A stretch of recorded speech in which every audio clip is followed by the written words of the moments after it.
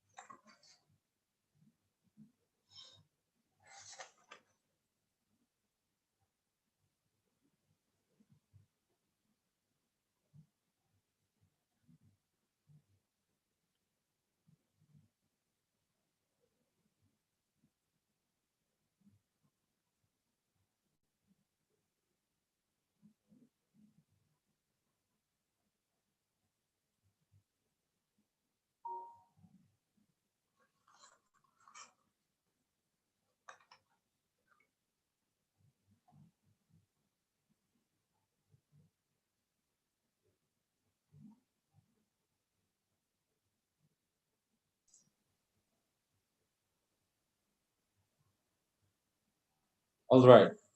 Assalamualaikum warahmatullahi wabarakatuh. Peace be unto all. Shalom.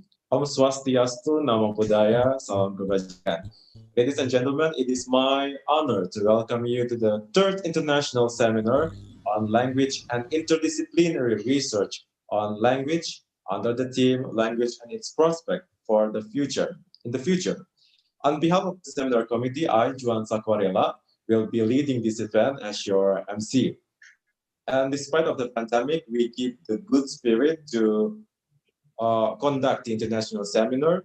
And this is the third year of the seminar and the first time we conduct it online. In this seminar, I assure you that we are going to witness remarkable presentation about language itself, language teaching, and how we get a new perspectives about language from the interdisciplinary research from language practitioners from various countries, from university in Asia and also Europe. We will have also in-depth discussion about how language can contribute to the future or its prospect for our profession. In this great occasion, allow me to give a warm greeting to the distinguished guests and all participants from Indonesia and other countries. First, the Honorable, the Rector of Patimura University, Professor Dr. MJ Sapino as HMUM. Next, I also want to greet the Excellencies, Professor Hase Susin Kyun from University of Münster, Germany, and Professor Dr. Gufran Ali Ibrahim from Cairo University, the keynote speakers. I also want to greet all invited speakers. First, Professor Dr. Jeroen van der Weyer from Shenzhen University, China. Then Dr. Remisen from University of Edinburgh, UK. I also want to greet Associate Professor Wasamil Wacharaka Wesley from the head of Western Language Department from Khon Kaen University, Thailand. Also, Dr. Phil Lanskip Julia from Tefir State University in Russia. Dr. A. Remason, University of Edinburgh, United Kingdom. Professor Nawamin Prachanan from Buriram University, Thailand. Dr. Karo Anaktototi from Patimura University. Andi Nurhaina, the head of Indonesian Language Association, APP-IPA, Germany, also lecturer in Constance University, Germany. We also want to welcome Komi Wola Aisa, Education Ministry in Laoming, Togo, West Africa. Dr. Calvin Karuna, MPD, Patimura University. Dr. Romilda da Costa, Dr. Julians E.R. Marantika, and F. Platu Papua, MA, the research team of Language Studies Center in Patimura University. And also to other distinguished guests, keynote speakers, presenters, moderators, and participants. Once again, welcome to the seminar. And ladies and gentlemen, before we begin today's event, please join me in singing the Indonesian national anthem, Indonesia Raya.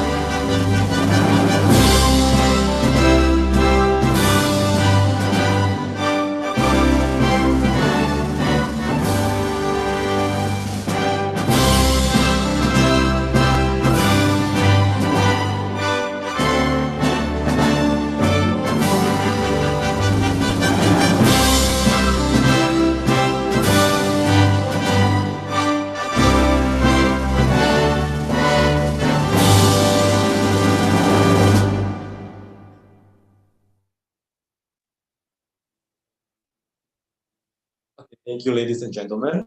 Moving on to our next agenda, we will have the opening remarks. First, we would like to invite the head of Language Studies Center, also the head of organizer, to deliver the opening remarks. To Ibu Maria Nikiulu, the time is yours. Okay, thank you, Juan. The Honorable Rector, Professor Dr. M.J. Sapteno, SHM, Excellencies Professor Dr. Haseh Susanna Güntner, University of Münster, Germany, and Professor Dr. Gufran Ali Ibrahim from Cairo University as the keynote speakers.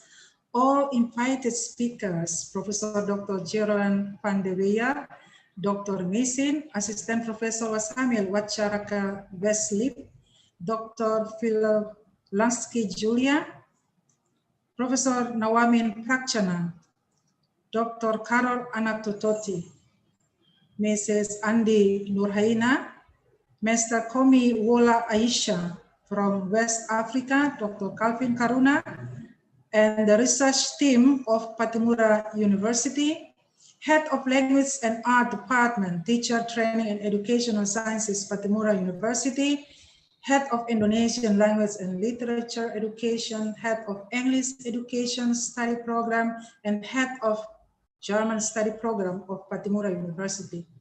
Distinguished guests and all the participants of the third International Seminar on Language and Interdisciplinary Research on Language. A very good afternoon to all of you. Please allow me to deliver the report about this seminar on behalf of the seminar committee. The background of this seminar is based on the fact that the first international seminar on language and interdisciplinary research was held in Language Department, Khon Kaen University, Thailand, and National University of Laos on 15-16 November 2018. The second international seminar on language and interdisciplinary research was organized by Language Studies Center, Patimura University, Ambon, and Language Department, Khon Kaen, Thailand. This was a cross-island seminar, Ambon, Saparua, Molana Island. The third international seminar had actually been conducted in coordination or cooperation with KKU or Khon Kaen University in September 2020, but due to the pandemic COVID, our colleague at the University of Khon Kaen had canceled it, considering Language Studies Center vision that we tried to support of Patimura University and the local government's program to supporting and developing human resources by providing knowledge about language and research on language, sharing the research on language from other countries, besides implementing the signed MOU with our university's partner. Due to this pandemic COVID, Language Studies Center accept this as a great chance and a new spirit to equip and facilitate the academicians all over the world to share knowledge and experience they have done in their research. The keynote speakers and invited speakers. We have keynote speakers that are from Germany and from North Maluku, Indonesia. The invited speakers from the United Kingdom, from China, Thailand, Russia, Germany. We also have presenters who send their papers and accepted by committee. They are from Dresden, Germany, Togo, West Africa, and many institutions from different provinces in Indonesia. The language officers of Lampung, East Kalimantan, and North Maluku, Ambon State Christian Institute, and Patimura University's lecturers and postgraduate students. The participants are invited from student of Language Department of Patimura University, student from fellow lecturers from our invited keynote speakers from overseas, and also invited speakers, lecturers and teachers of Languages Department, language officers, and public. Expected participants are 300 until 500 participants, thus the session will be linked to YouTube. Description of the program. The seminar is conducted in 2 days, today and tomorrow, and consists of 4 main important programs. First, the opening. Second, The keynote session, which will be delivered by Professor Günther from Münster, Germany, and Professor Ali Ibrahim from Cairo University. Third, the panel session by the invited speakers. And fourth, parallel session, which will be delivered by the invited speakers and presenters whose abstract or papers are accepted to present in this seminar. So the seminars combine the keynote session, panel, and parallel session. The budget of this seminar is 23 million rupiah, which is allocated for operational costs, credits for internet, Zoom account, speakers honorarium,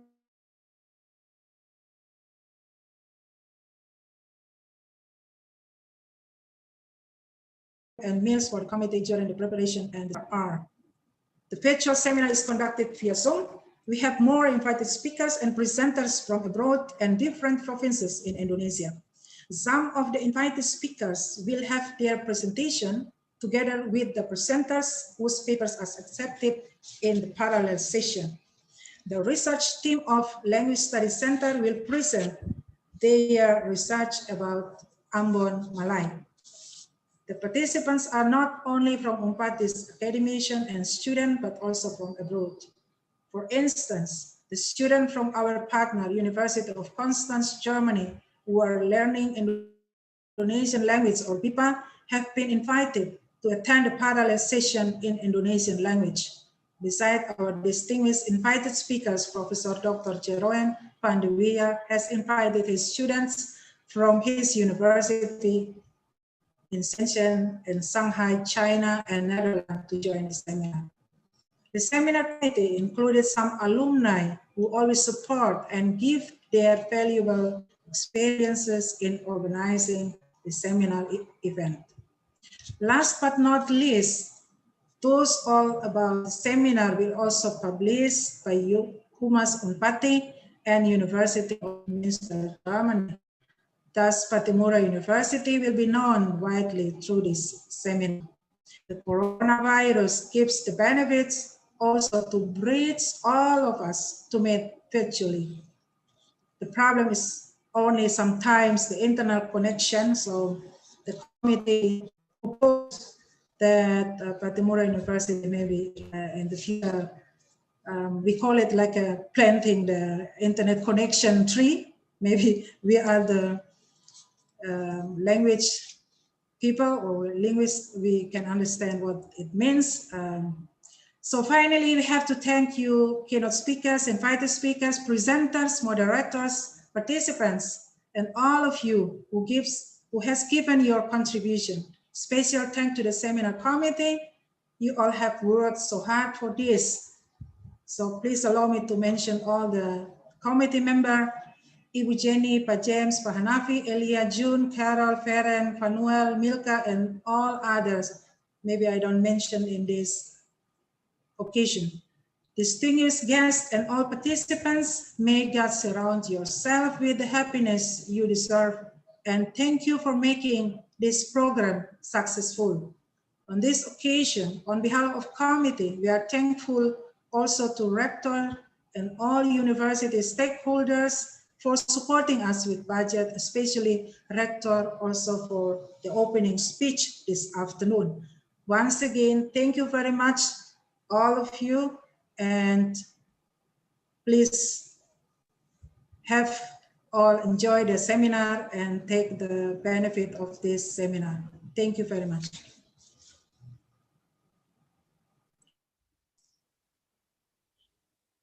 Thank you, Ibu Nikiulu. We thank the head of Language Studies Center for the remarks. And now, ladies and gentlemen, we would like to invite the rector of Patimura University, Professor Dr. MJ Sapteno, SHM, to give a speech before officially opening this event. Professor Sapteno, the time is yours. Thank you, Amansi. Excellency Professor Dr. Hashi Susan Günther, University of Münster, Germany, and Professor Dr. Gufran Ali Ibrahim, Harun University, as the keynote speakers. All invited speakers, Professor Dr. Jeroen van der Weyer, Shenzhen University, China. Dr. Ray Mason, University of Edinburgh, Scotland. Assistant Professor Wasamil Waja Raka Westliff, Head of Western Language Department, Khon Kaen University, Thailand. Dr. Phil Lanskik Julia, Tver State University, Russia. Dr. R. Raymond, University of Edinburgh, United Kingdom. Professor Nawamin Prachnan, Buriman University, Thailand. Dr. Karl Antototi, Patimura University. Andi Nurhaina, Head of Indonesian Language Association, Germany, lecturer in Constant University, Germany.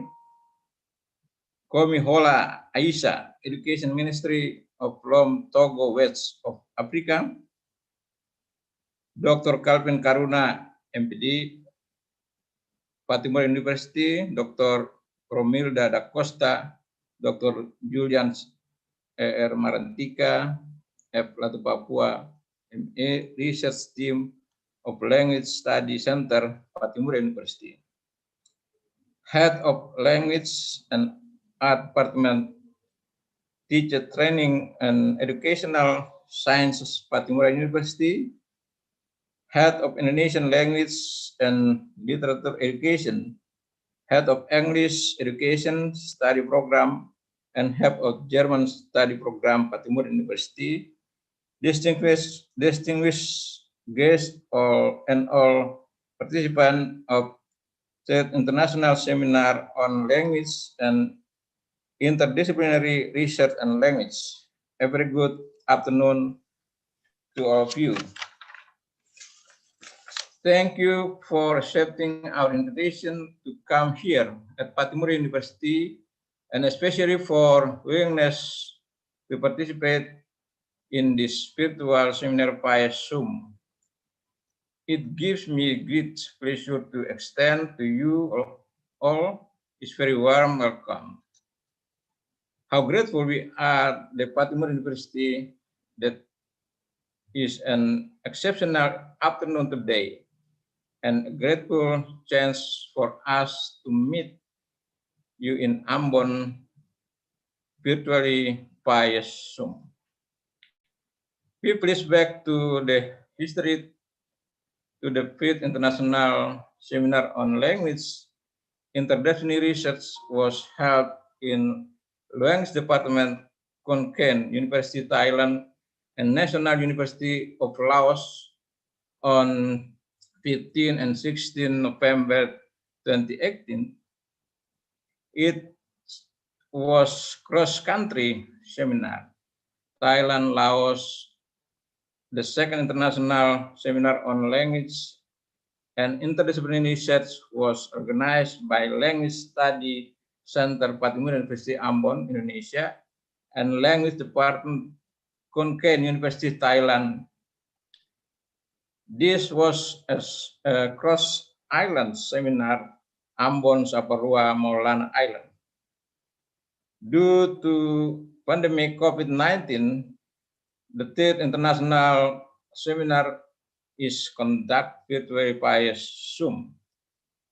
We should accept that this pandemic situation also gives us much benefits. It breeds the academicians from different countries, connects all of us virtually, and bring the academic knowledge to more people widely. We have keynote speakers that are from Germany and from North Maluku, Indonesia. The invited speaker from United Kingdom, China, Thailand, Russia, Germany. Besides we also have presenter from Western Germany, Togo, West Africa, and many institutions from different provinces in Indonesia. The Language Office of Lampung, East Kalimantan, North Maluku, Ambon State Christian Institute, and Patimura University lecturers and postgraduate students. This seminars aims to bring together academics, policy makers, practitioners, and other parties who are interested on language and interdisciplinary research at all levels from Indonesian and overseas. I do hope that we all will make important contribution to many of our own global language programs and contemporary and innovative research throughout this state. The keynote speaker or invited speaker, papers presence, moderator, and all of you who have given your contribution. Last but not least, we thank you, the research team of Language Study Center of Patimura University for your research contribution. Special thanks to the seminar committee. You all have worked so hard for this. Distinguished guests and all participants, may God surround yourself with the happiness you deserve, and thank you for making this program successful. So now, ladies and gentlemen, it gives me pleasure to declare that the International Seminar on Language Interdisciplinary Research Language will truly and officially. Thank you very much.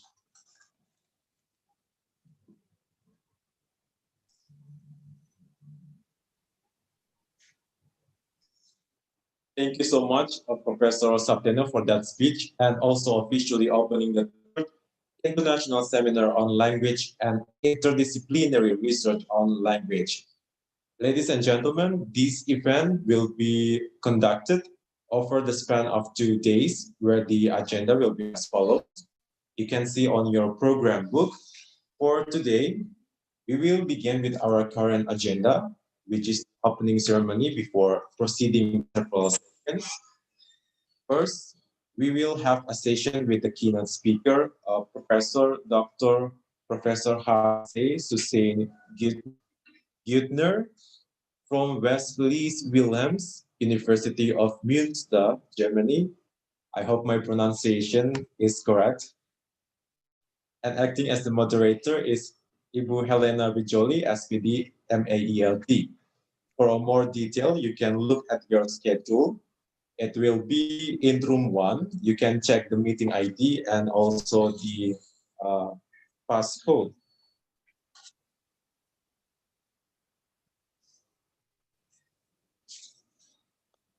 Yeah, after the keynote speaker session, we will proceed to our panel session. We will have 2 invited speakers, Associate Professor Wasamil Wacarakawisli from Konkan University in Thailand, and also Dr. Carol Anantoti, the head of language department in Patimura University. And then we will have a break session for a while, and then we come back with our first parallel session for today's event.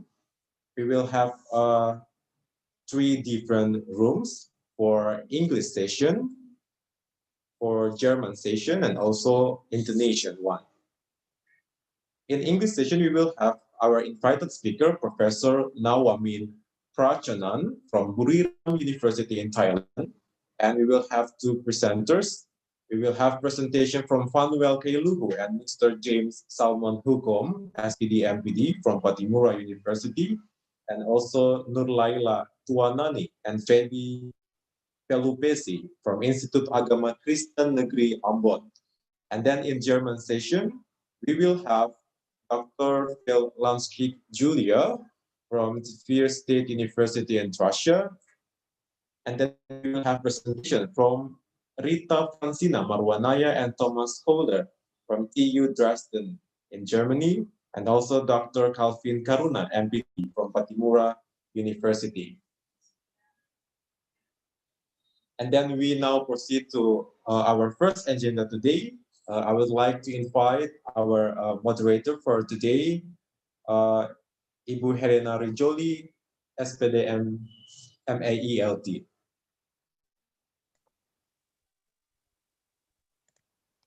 Thank you very much, Juan, as the Master of Ceremony.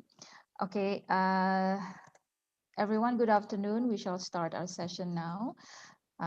The Honorable Rector of Patimura University, distinguished invited speakers and fellow researchers, esteemed head of Language Center in Pati and staff, and also all participants and presenters of this seminar. Ladies and gentlemen, welcome to the keynote speaker session. I am honored to be your moderator for this session. My name is Helena Rijoli. This session will take about 45 minutes. Our esteemed keynote speaker will have maximum 30 minutes for presentations and followed by 15 minutes of question and answer.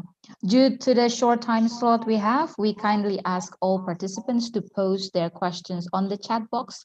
And as a moderator, I will help to summarize them to be asked to our keynote speaker. This is also a kind reminder for everyone to turn off their microphone during the session and as not to disturb the dynamic of the session. I hope all of us will have an insightful session with our keynote speaker. Now, please allow me to introduce you to our keynote speaker. Our keynote speaker is Professor Dr. Hasse Susanne Güntner from Westfälische Wilhelms University of Münster, Germany. I do sincerely hope I pronounce your name correctly. Professor Dr. Hasse Susanne Güntner has a long and extensive academic experience and international career. From 2018, she is a fellow at Freiburg University for Advanced Studies.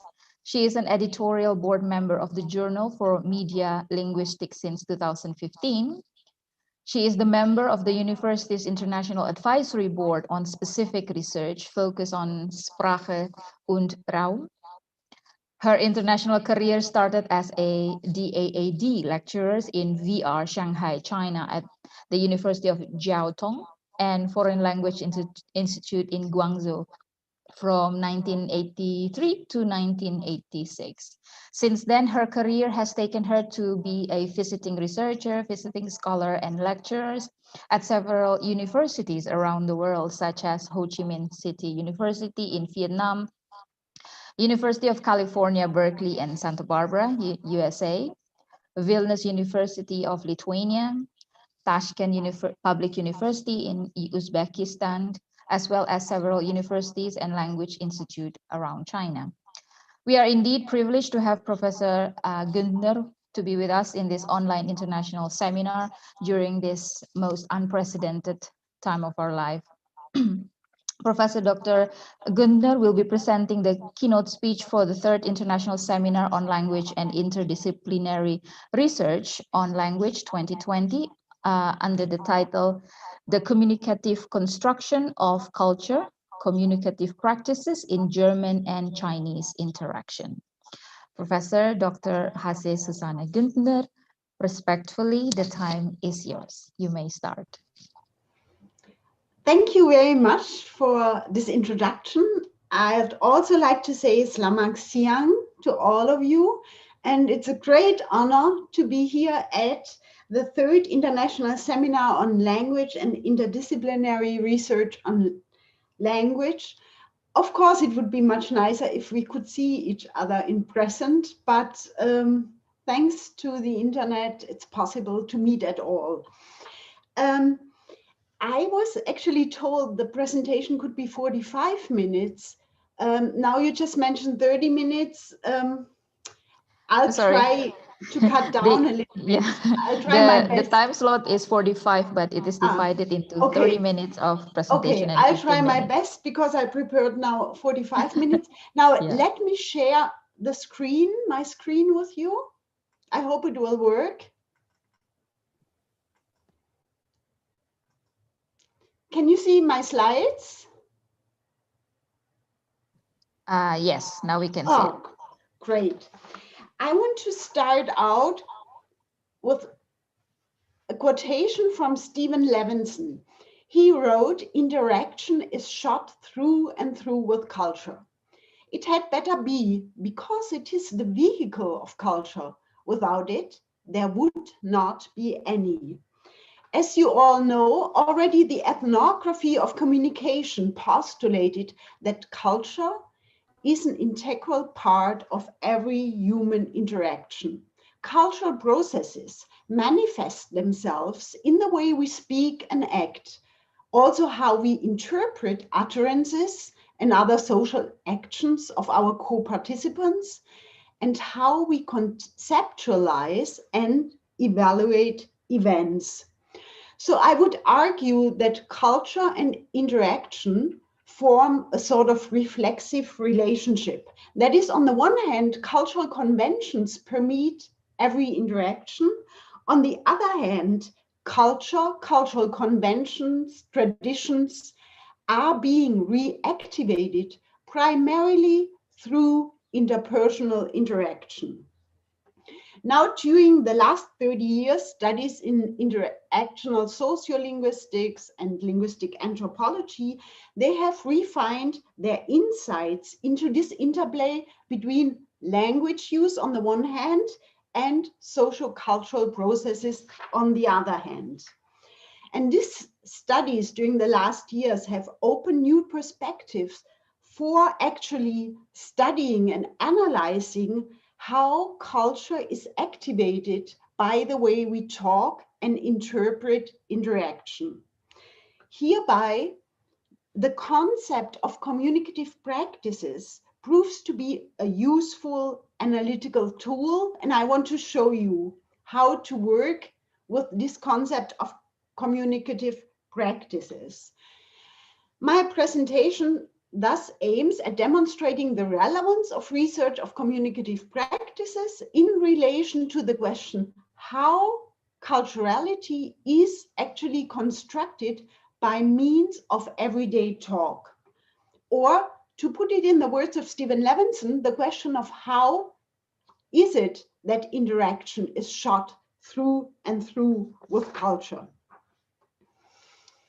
Now, communicative practices are taken as practices which form interactional resources which participants mobilize in their everyday talk to accomplish different tasks.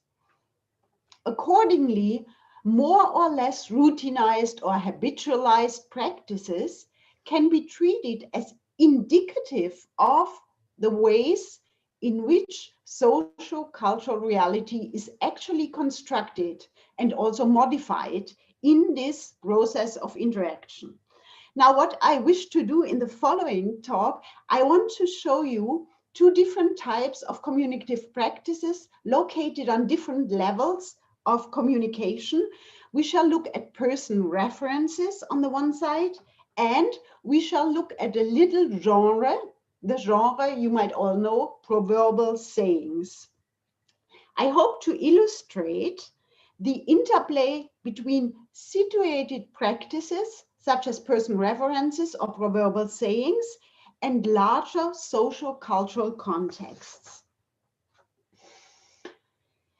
We shall look at uses of kinship terms in interactions, and the analysis I'm going to present is part of a larger research project financed by the DAAD, German Academic Exchange Service. And we are looking at address forms in computer-mediated interactions between Chinese and German interlocutors.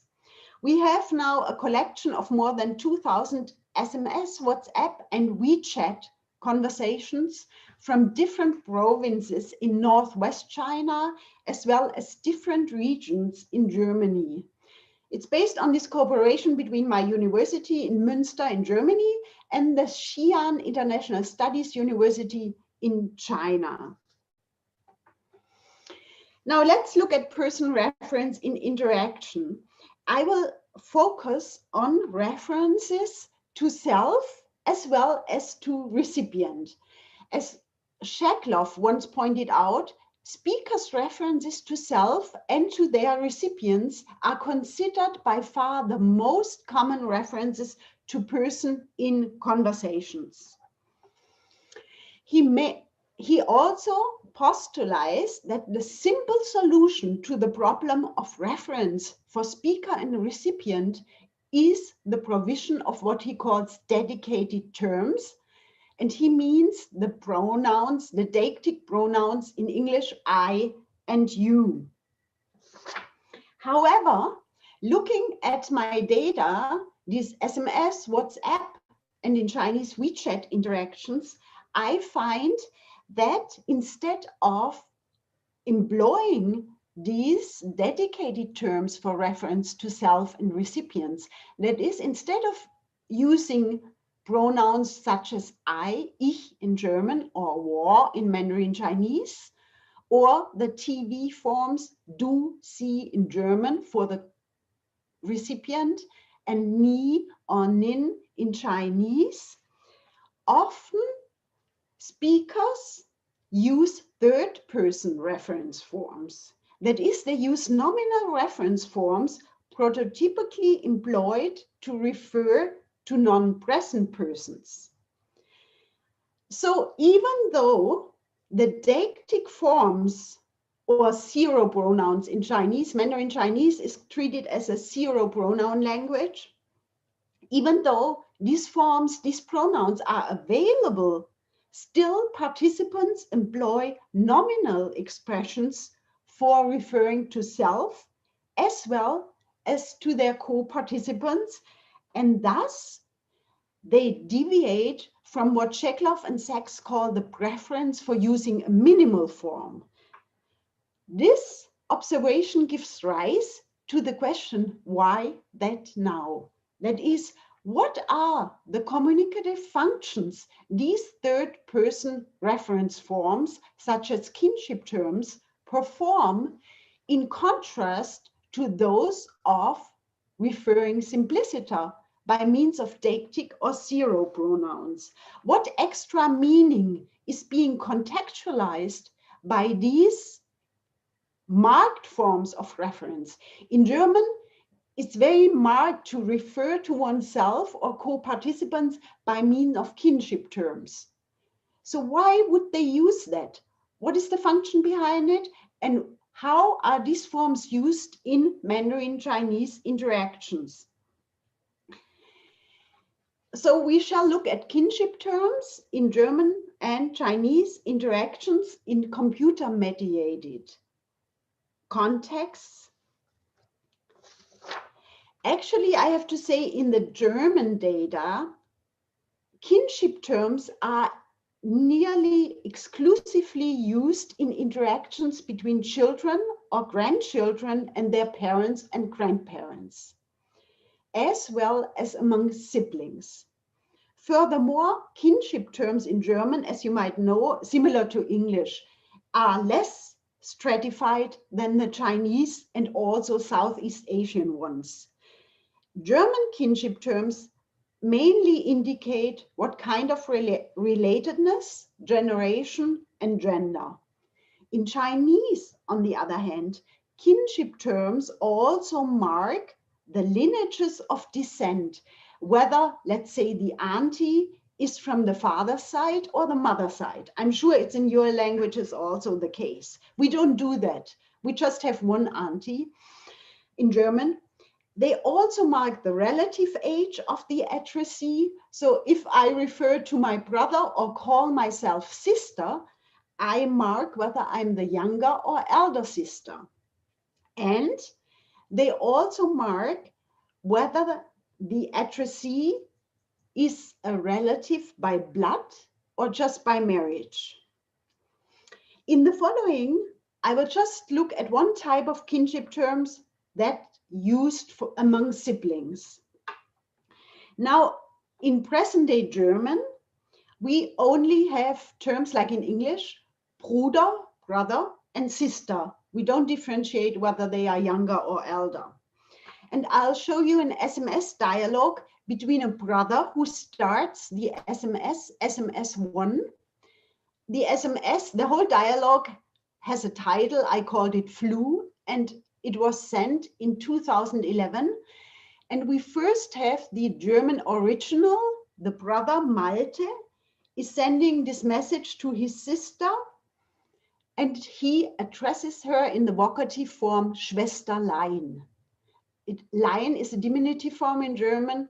It means little sister. Are you feeling any better? And then he does something which is really marked in German. He refers to himself by kinship term. Little brother is worried. After 10 minutes later, the sister replies, addressing her brother by the marked term Bruderherz. It's a hypocritical way of addressing the brother.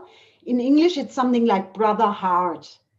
And then she goes, yeah, I'm almost fever free. Don't worry, enjoy the mountains. Take a ride for me, hug you tight, Melanie. So in her reply, what she does, she confirms the family-oriented address form, and she reconfirms the interactional modality which Malte, the brother, already initiated in his preceding SMS. That means she reconfirms the stance, this hypochoristic, affectionate stance, which he started with.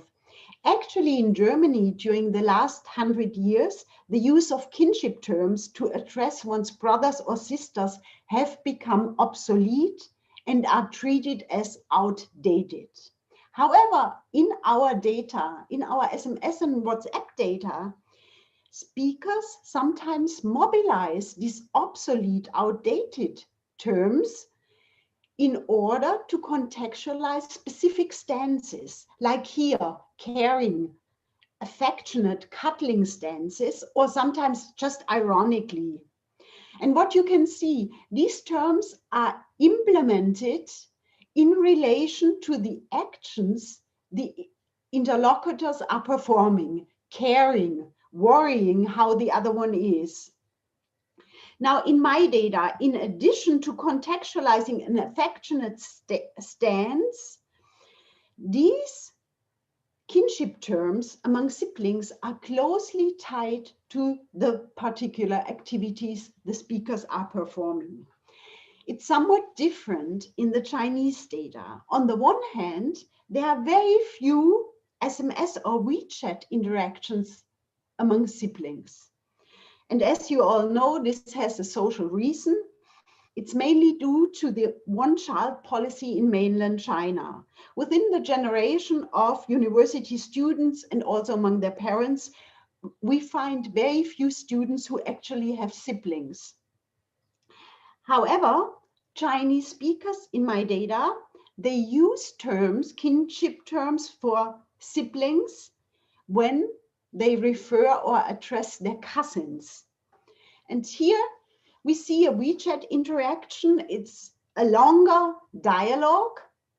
In WeChat, here, number 11, we have two cousins, Dong and Yang, and they have been chatting for quite some time when Dong, the younger one, who is studying in Germany, suddenly realizes that it's already midnight in China and quite late for her cousin. So she sends this WeChat, Jie Jie, means elder sister, shouldn't elder sister go to bed or sleep now? So in her considerate inquiry whether it's not too late for chatting, she refers to her cousin as a third-person reference form, saying, for elder sister, she should already sleep now, isn't it? This third-person reference form indicates close family affiliation, but it also displays Dong's respect towards her elder relative. As as I think in your languages too, in Chinese, speakers have to differentiate whether the sister is a Jie, elder sister, or younger sister, Mei. Elder brother, Ge, younger brother, Didi. I'm just referring to Mandarin Chinese. So, whereas in German, addressing or referring to one's siblings or cousin with kinship terms is rather marked and only used to contextualize a specific stance, like cuddling, joking, humorous. In Chinese, it's rather common and sometimes even required. So kinship terms used for person reference function as a communicative device to provide further information besides just referring to self and other. They are used to contextualize doing, being, family, and thus mark close relation. Besides, in Chinese, due to the fact that you have to differentiate between elder and younger, they also display participants and co-participants' social position. In both extracts, however, flu and chatting, instead of using minimal forms such as deictic pronouns, zero forms, which represent, as Sidnall and Enfield argue, low cost, high efficiency, minimally characterizing way to accomplish reference, both German and Chinese speakers use nominal reference forms. In German, as I told you, it's very marked, but they mainly use it in a hypochoristic way, in a cuddling, lovingly way, to indicate a particular stance. And in Chinese, they use it also for cousins, and they always have to differentiate what kind of status relation is there. Is the other one younger or elder? And they use these terms even though deictic pronouns are available. However, we find one quite a striking difference between the use of kin terms in Chinese and German interactions in our data.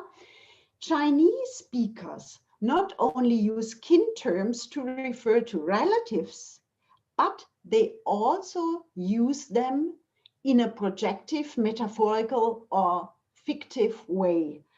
These terms are used in anthropological linguistics to refer to kinship terms, which are used to people who are not related.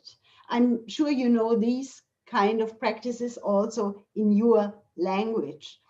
That is, in addition, for example, my students from the Xi'an International Studies University, in addition to calling each other by first names, pet names, nicknames, or which is very common in Chinese with the prefixes xiao, little, or lao in combination with the names, these students in our data frequently use metaphorical or projective kinship terms, such as calling their fellow students Ge, Lauge, Jie, Laojie, or even Schwäger, study brother, elder study brother, or elder study sister. The distinction between junior and senior sibling is not simply age-based. It also refers to the enrollment year of the students. I'm not sure if it's like this also in Indonesia and Thailand and Laos, but in Northwest China, this is quite the traditional way to refer to one's fellow students. However, at the same time, the data show there is a strong tendency for upward orientation from junior to senior. The younger generation uses kinship terms when addressing their senior fellows. This tendency is especially prevalent when the younger students ask a senior for a favor or for help. However, in caring, humoristic, ironic contexts, also senior students sometimes refer to their junior students with kin terms like Didi, younger brother or younger sister. Now I show you an interaction, a WeChat interaction between two students. After Wang has asked Ma is spending a year at a German university, what she plans to do during summer holidays. Ma answers that she has no big plans. She will stay at her university doing coursework. And then Wang sends this message starting with laughter particles, ha, ha, ha. And then she refers, third person reference form, Mei Mei, younger sister, is a study tyrant. So calling her co-participant or referring to her as a younger sister and attributing this category study tyrant. Then Ma replies, and what she does, she recycles these kinship terms and now uses the appropriate form, calling Dong Tietie, elder sister. What will elder sister be doing during summer holidays? Thus, she confirms the kinship frame, and by mirroring the enacted metaphorical kinship relationship, she acknowledges Wang's contextualization of close affiliation between the two fellow students. Actually, in Germany, I was still brought up by calling close friends of my mother as auntie, but now it's outdated. Now in Germany, you don't use kinship terms anymore for people who are not related, unless you do it ironically. Let's say one student tells another one, you better wear a warm jacket, it's cold outside. Then the other one can say, thanks, mother. That's a nice advice. It's ironically calling the other one mom or mother, but otherwise we don't use that. So I wanted to show with this analysis that German and Chinese speakers both mobilize kinship terms for self and other reference instead of deictic pronouns or zero pronouns. And I want to argue these naming practices do more. They don't just refer as I or you do. They work as social indices. They express social meaning. First of all, they display doing, being, family. And in the case of Chinese, and of course they display gender, sister, brother. And in the case of Chinese, they also indicate status relation between senior and junior. Person reference thus represents a communicative practice which is located at the intersection where cultural conventions meet linguistic and interactional means. Here I have a quotation by Bill Hanks, which I won't read now due to time limit. I want to get to the second point. I want to show you now. I will show another communicative practice is the use of genres. And here I'll talk about proverbial sayings. Communicative genres can be treated as historically, culturally sedimented solutions to communicative problems. In choosing a particular genre, a speaker makes use of a culturally conventionalized way to deal with a communicative problem, such as how to teach students. I use the genre of a seminar or a lecture.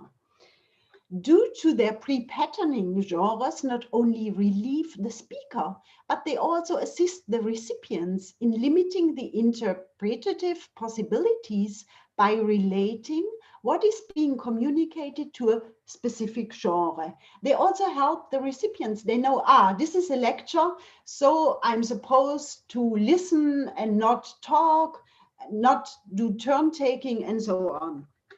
Knowledge about communicative genres not only includes the knowledge of elements constitutive of a particular genre, but also knowledge about their appropriate use. I know when I can use what genre with whom. I know, for example, when can I use a joke as a communicative genre? In what situations can I make a joke? To what kind of people can I joke? And what kind of jokes can I tell to what sort of people.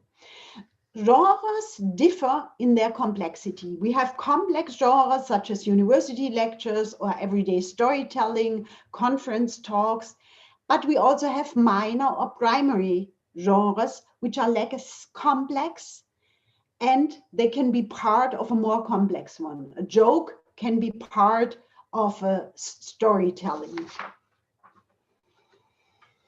As historical and cultural products, communicative genres are open to change and cultural variation. Different communities, of course, have culturally different repertoires of genres, and seemingly, as you all know, seemingly similar genres like business negotiation, job interviews, compliments may be used differently in different communicative cultures. So let's say university office hours are treated differently at German universities in comparison to Chinese. They hardly have office hours at university, or American universities. Now, we'll just look at one interaction taken from a collection I have of 48 face-to-face interactions between German and Chinese, Mandarin Chinese speakers, collected in Germany as well as in China from 1984 up to 2008. What is striking in these face-to-face interactions is that Chinese speakers frequently make use of proverbial saying. In Chinese, but also German proverbs they use. Whereas German speakers, they hardly use proverbs. They only use them once the Chinese speakers ask them, is there such a proverb in German? Now let's look at an interaction between 3 university students, one Chinese, she's called Du, and she's studying at a German university, and two German students. The 3 female students are talking about women in Germany and in China and how they deal with personal problems. So Eva, German students, asks Du, the Chinese students, I'm just reading the English translation. And for example, when women are married and are unhappy, or when they have problems, would they then consult their female friends? And then Du goes, P means piano. She goes low voice, yes. And then Eva, they would. Du, they would. And also problems with their husbands. And then Du goes, but not too much. And then Du starts with weil, because. It projects an explanation to come, giving reason for what she just said. And then she says, because we say, and then she goes into Chinese. She switches from German into Chinese, and we have forte. She speaks very loud, Tiacho buke wayang. There's a little pause, and then she continues, this means the bad things in the family should not be told outside.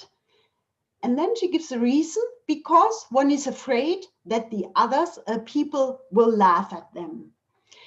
So what you see here is, after Eva asked Du whether women in China talk with their female friends about marriage problems, Du first is very hesitant, but not too much. And then she quotes a Chinese proverb and provides a traditional piece of Chinese wisdom in its original Chinese form. Following this proverb, she gives an explanation. What is interesting in my data, Chinese proverbs are generally introduced with certain formulas, such here, we say, kind of showing there's a community, a cultural community that has this traditional piece of wisdom, and she includes herself in this community. We sometimes we Chinese have a saying, or we have a proverb, or in China we say. Thus, not only the cultural background of the saying is brought to life, but the speaker constructs herself as part of this community. She's being part of the culture. And she presents it in its original version. Now, one can say what she does is she cites the proverb as reported speech and recontextualize it in the present context. So this, as Bachtin calls a little genre, proverbial saying, in my data used by the Chinese speakers, it's a resource for various functions: to back one's argument, to explain culture-specific behavior, to demonstrate one's own cultural knowledge, and to contextualize cultural identity and belonging. Now, what's interesting is that German speakers don't use proverbial sayings, whereas the Chinese speakers in my data use it in Chinese, as well as they also use German proverbs. In Germany, proverbial sayings are treated as the wisdom of the little man, and books on style advise against using them. In Chinese, however, to ornament one's argument with a proverbial saying, especially with the Chengyu, is highly valued and appreciated as a sign of good education. In German, proverbial saying is not a sign of good education. It's a sign of knowledge of the not very uneducated, or it's used in a humoristic way. Various studies of spoken Chinese language books for foreigners, as well as Chinese rhetoric, stress the fact that the culture of proverbs is still very lively in Chinese. It's treated as a sign of being well educated. Chinese speakers not only use proverbs in everyday oral interactions, but we also find them in academic texts. And at Chinese universities, Chinese students sometimes still in English or German learn German or English proverbs. And so we sometimes have courseworks or thesis, bachelor master thesis in German when Chinese speakers use German proverbs, something it just doesn't fit the genre of an academic work. So what I want to say here is that proverbial sayings, we could call it's a little genre, but they are used differently in different cultures. Chinese proverbial sayings, especially Chengyu, come much closer to show your knowledge, to show how much you know. They come much closer to kind of, let's say, quotations by Goethe and Schiller or Latin formulas. You use them to show that you have a high education, but not with proverbial sayings. So for members of a particular cultural community, knowing how to use what kind of practice or here genre is part of one's communicative competence. My apology, Professor. We have 5 more minutes. Okay, I'll shortly close. So the analysis of complex as well as minor genres not only allows for the description and explanation of communicative practices in detail, but it provides access to interpretative processes by establishing an analytic link between speaking activities in ongoing interactions, the social context, and also rhetoric traditions of communities of practice. Now, let me conclude just a short, I'll try to shorten everything down. So I hope I could show you the concept of communicative practices provides a nice methodological tool to combine linguistic analysis of different levels. You could also study prosodic practices, how you, for example, pronounce, or how do you, what kind of prosodic pattern you use to show you are angry, or this is a reproach and not a question. We have person references and we had the larger genres. So it helps to combine linguistic analysis and interactional strategies with social-cultural contexts. A comparative cross-cultural perspective on communicative practices can throw light on the relation between situated language use, social structure, and prevailing cultural conventions. Terima kasih. Terima kasih. Thank you very much, Professor. I would like to thank you also for adhering to the time slot. We apologize for the for short time for the presentation, but indeed this is a very interesting topics to discuss about in Indonesia or in Ambon. Most importantly, in our province, in our local language, we have these kind of kinship. What do you call that?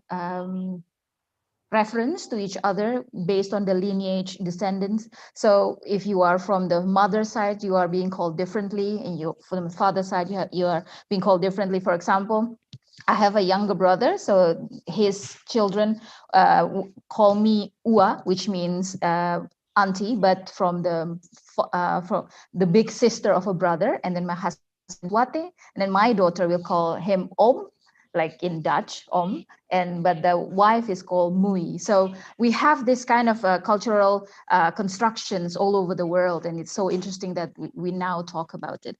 We have some questions from the floor. One is from Mrs. Susan Warandi. She actually asked this in Germany, but my German is not good at all, so I asked her to ask in English. And she did. Thank you very much, Kakak Ibu Susan. So she asked, why do, she is also interested in culture topics, but she asked, why do person references in daily interactions are just about I and you, and how is it related to the cultural construction? That's one question from Mrs. Susan. There's another one. This question comes all the way from another part of Maluku, not from the islands that we are. She asked, does in German and also in Chinese have some structures in their language? For example, for the young, we should use special word for the old, like reference, respect, in terms of respect to the old. In German and in Chinese, because in Indonesia there's also another language in Java, which they have a level of language, like they have like the very polite language, and then the neutral one, and then the casual one, the one that you use with your peers. So I think those three questions we ask you to comment on that to kick off the discussion sessions. Yeah, thanks a lot for the questions, and also for your comment. I'm sure your languages actually are really interesting compared to kinship terms. And I read a little bit about address system in Javanese, and it's really fascinating. And it's so complex. It's much more complex than the Chinese one. And it's difficult to read, actually, to get work which is comparative to European languages. So there's a lot to do. I mean, you have such interesting languages. You should really work about cross-cultural studies. But now, getting to your question, the first question, if I understood you right, Susan, you asked me why person reference. Actually, I got to this topic because in our GIP partnership, that's our DRD founded partnership between my German department and the one at Xi'an International University. We thought, what kind of research question should we address so that students, master thesis or doctor thesis, can work in this field? And so we decided, let's look at communication at universities, private as well as institutional communication. So interactions between students, but also seminar interactions, exams, oral exams, and so on. And part of the data we could easily get were these WeChat and WhatsApp interactions among students and their teachers and their friends and so on. And I started together with a Chinese colleague, we started at looking at address firms. And by means of address firms, I got to the point that it's interesting. There are marked ways of referring to self. Why would someone refer to herself as little sister instead of I? Or in Chinese, you don't use pronoun. Usually you don't use pronoun if the referent is already introduced. So why should I call myself little sister? I don't need to use this. I could also say, little sister wants to go swimming now. I could say, want to go swimming now in Mandarin Chinese. So we looked at that, and then only then, I looked at German data, and I found that sometimes too. But in German data, it's really very marked, and you only use it if you want to produce a special stance. You want to be funny, you want to be humoristic, or you want to be ironic. Or sometimes also when you want to make a reproach or complaint, like a mother would send a WhatsApp message to her daughter, don't you care about your mother anymore? Or why don't you call me? Then she would use it, daughter, in order to place her in the position a daughter has to care about her mother. And it's a complaint. Otherwise, they wouldn't use it. So this is the reason why I started doing research on person references. And then I found it so fascinating because person reference forms are used in every languages, and the systems are different, but not too different. There are lots of universals. And what Sachs and Shekloff postulated to be universal is just valid for American English, used by white people, and by Western European. But once you look at other languages, what they call universal is not universal at all. And that was so fascinating for me. So I use this data to show how person references forms are realized and how they are connected to cultural values. And especially here now we have values within the family. So you ask me about special word or references for old people in German. We still have, especially concerning kinship terms, we have this asymmetry too that you have, that it's the younger generation that has to address the elder generation with kinship terms, but they don't have to address the younger ones. I'm quite sure you have that too. In Chinese we have it, but we still have that in German, but only for parents and children and grandparents and children. I call my mother Mama, my grandmother Oma, but they wouldn't call me daughter or granddaughter. So there is still this asymmetry from status low to high.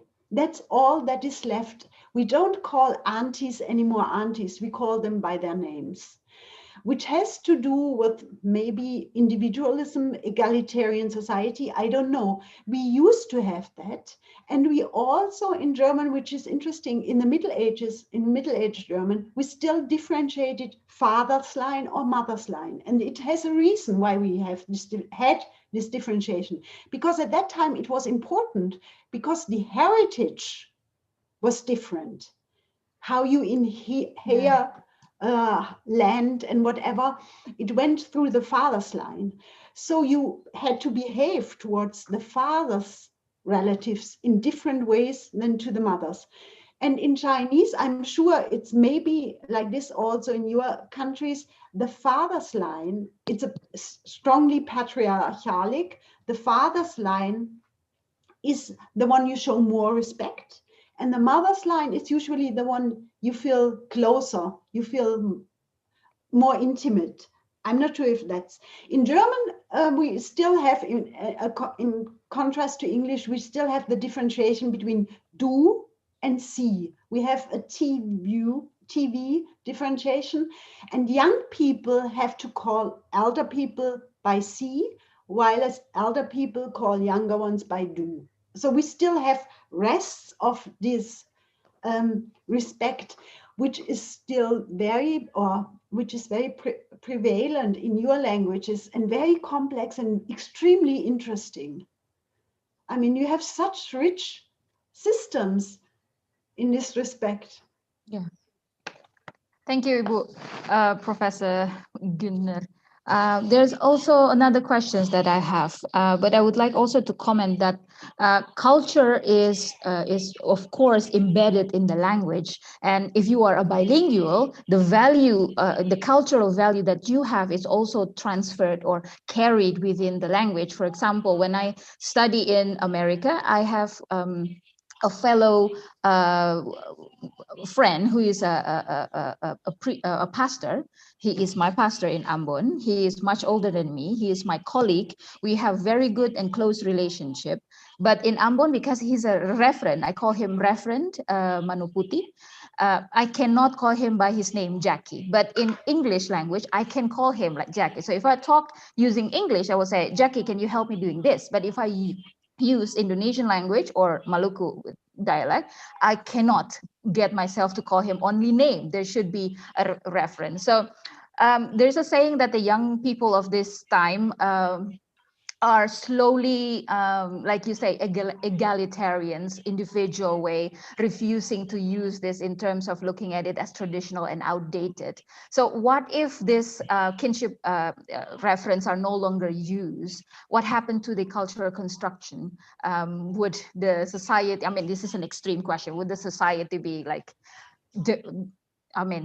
no more, for example, like that? And there's another question here. He apologized that this is out of the context, but he would like to ask, what is your unforgettable experience when you were a teacher or lecturer in China? That's it.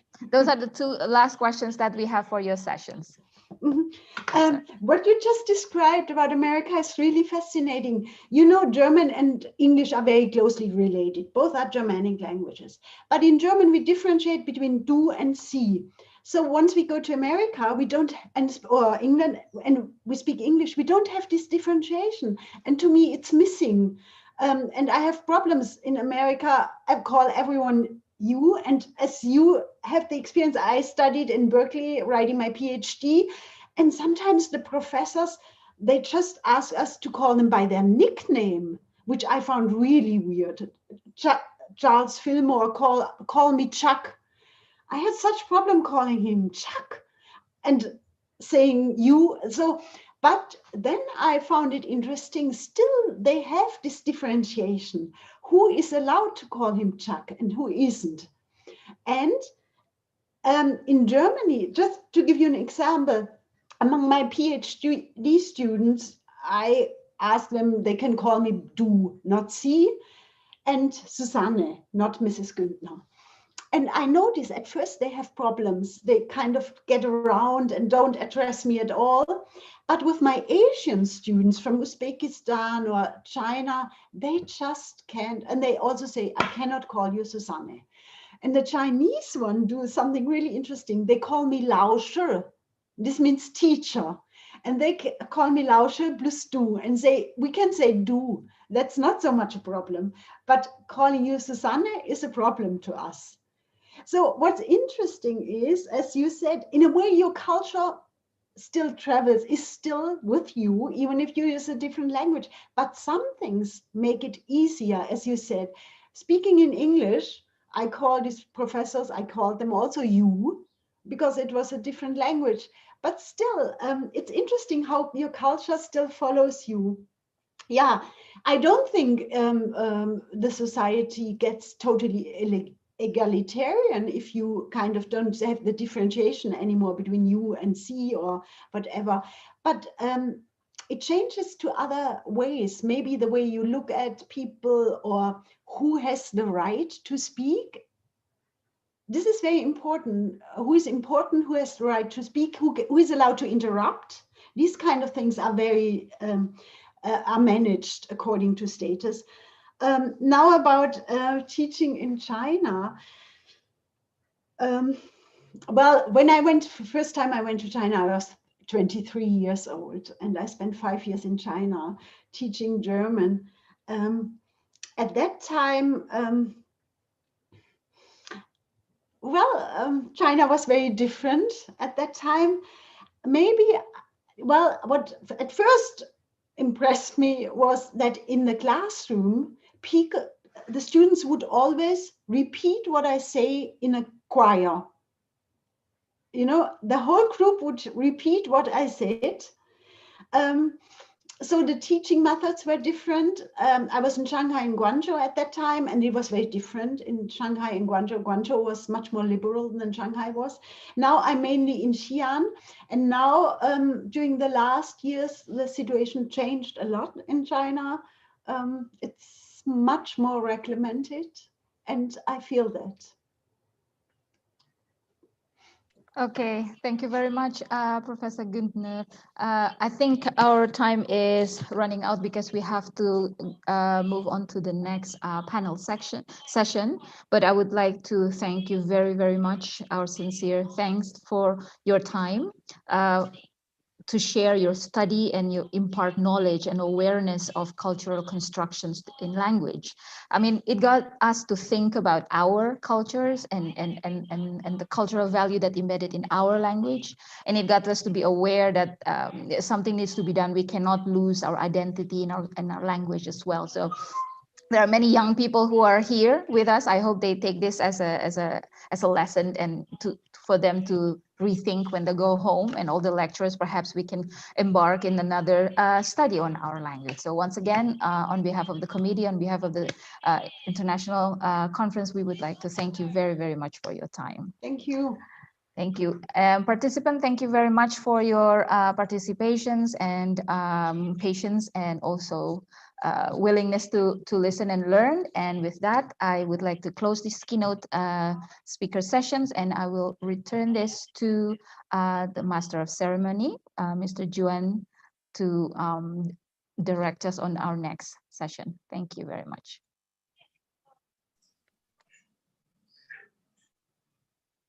Right.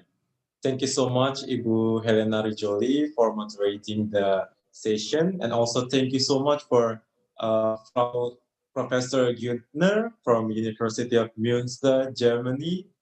Thank you so much. Dankeschön, Frau. Yeah. And all participants, we are going to have our next session. In this session, we will have two invited speakers from Khon Kaen University, Thailand, Professor Wasamil Wacaraka Wisil, and also Dr. Carol Anatototi from Patimura University.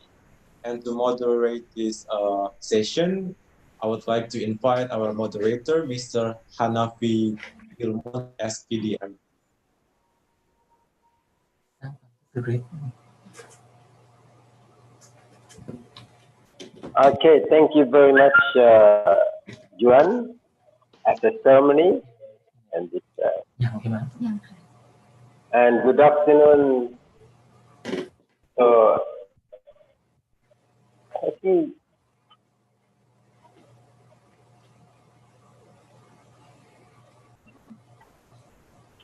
good afternoon, ladies and gentlemen. So, for this time, we move to another session. So, there will be two invited speakers. The first is Associate Professor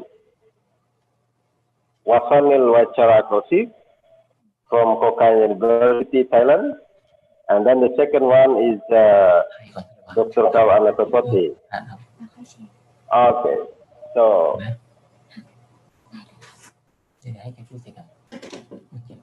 for the first session will be fulfilled by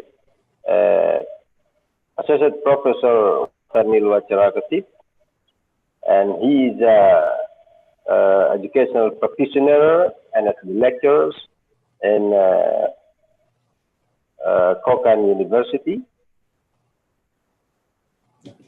And today she has a presentation entitled "A Pilot Study for Teaching Germany for Occupational Purposes" at Kokan University, Thailand. I hope that all participants will be taking this chance to enrich our teaching practices, and especially for the occupational language for the language teaching to the particular purposes. Okay. So, Neil? Oh, yes. Yes. Yes, good afternoon, Professor. Welcome to our seminar online interdisciplinary research on language.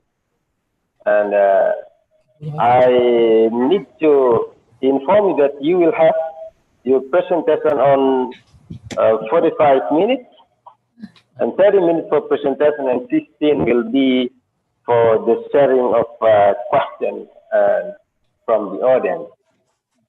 Okay, and now time is yours. Thank you very much to start your presentation. Hi everyone, I'm greet you from Khon Kaen City, Thailand, and I would like to greet you in Thai language. Sawadee. Okay, it's a pleasure for me to have a great opportunity to present my topic today from Thailand.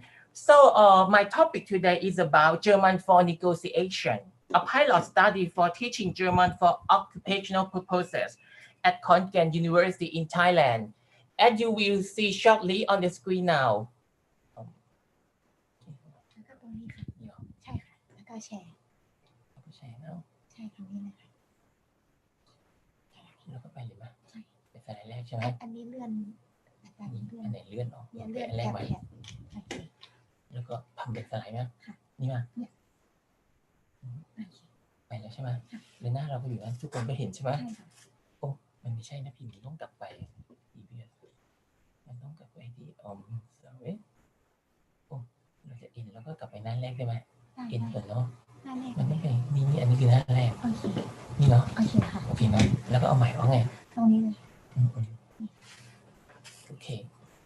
Oh, sorry. No. So everyone see the screen, right? Okay, thank you very much. I try to use the slide for my presentation in both languages, namely English and German. It's mixed. So, okay. And you hear my voice, right?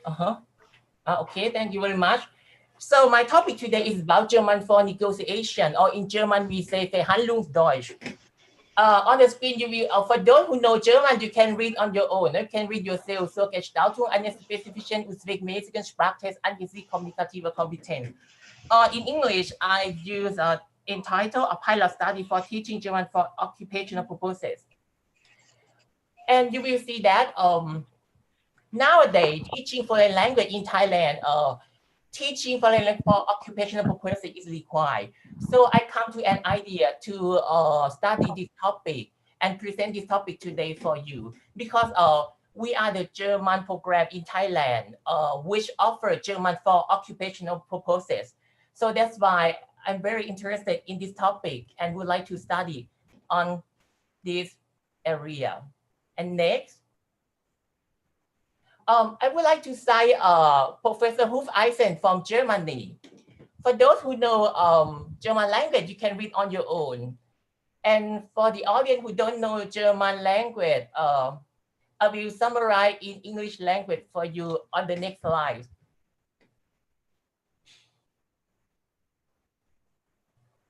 So from this citation, it says that English can affect the I would like to inform you first that in Thailand, the first language is Thai language, and the second language is English.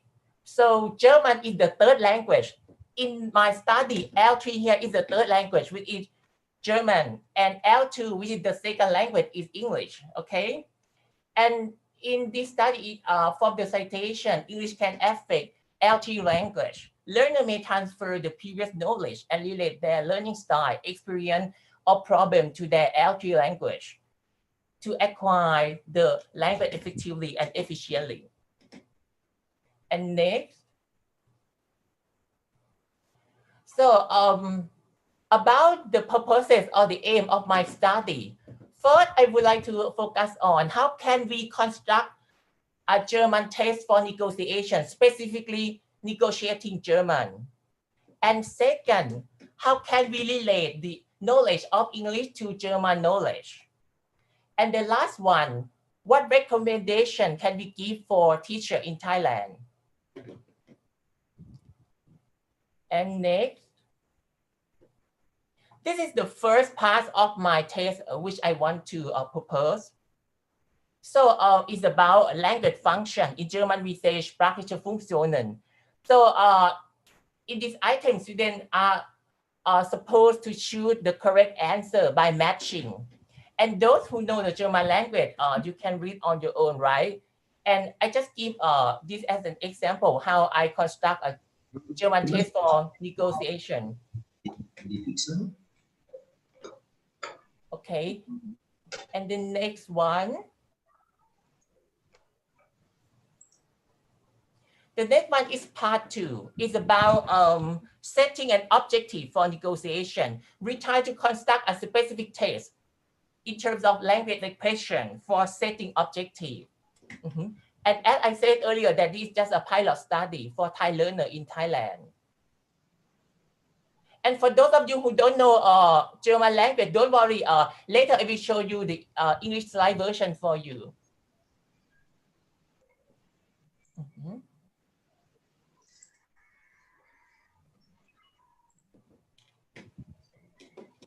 Okay.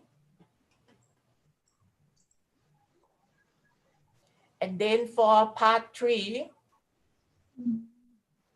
I will show you how to construct a specific language test for making a proposal or making an offer in German language. And we try to construct a test for our Thai learner in Thailand. This is just example from our test that I want to show you today.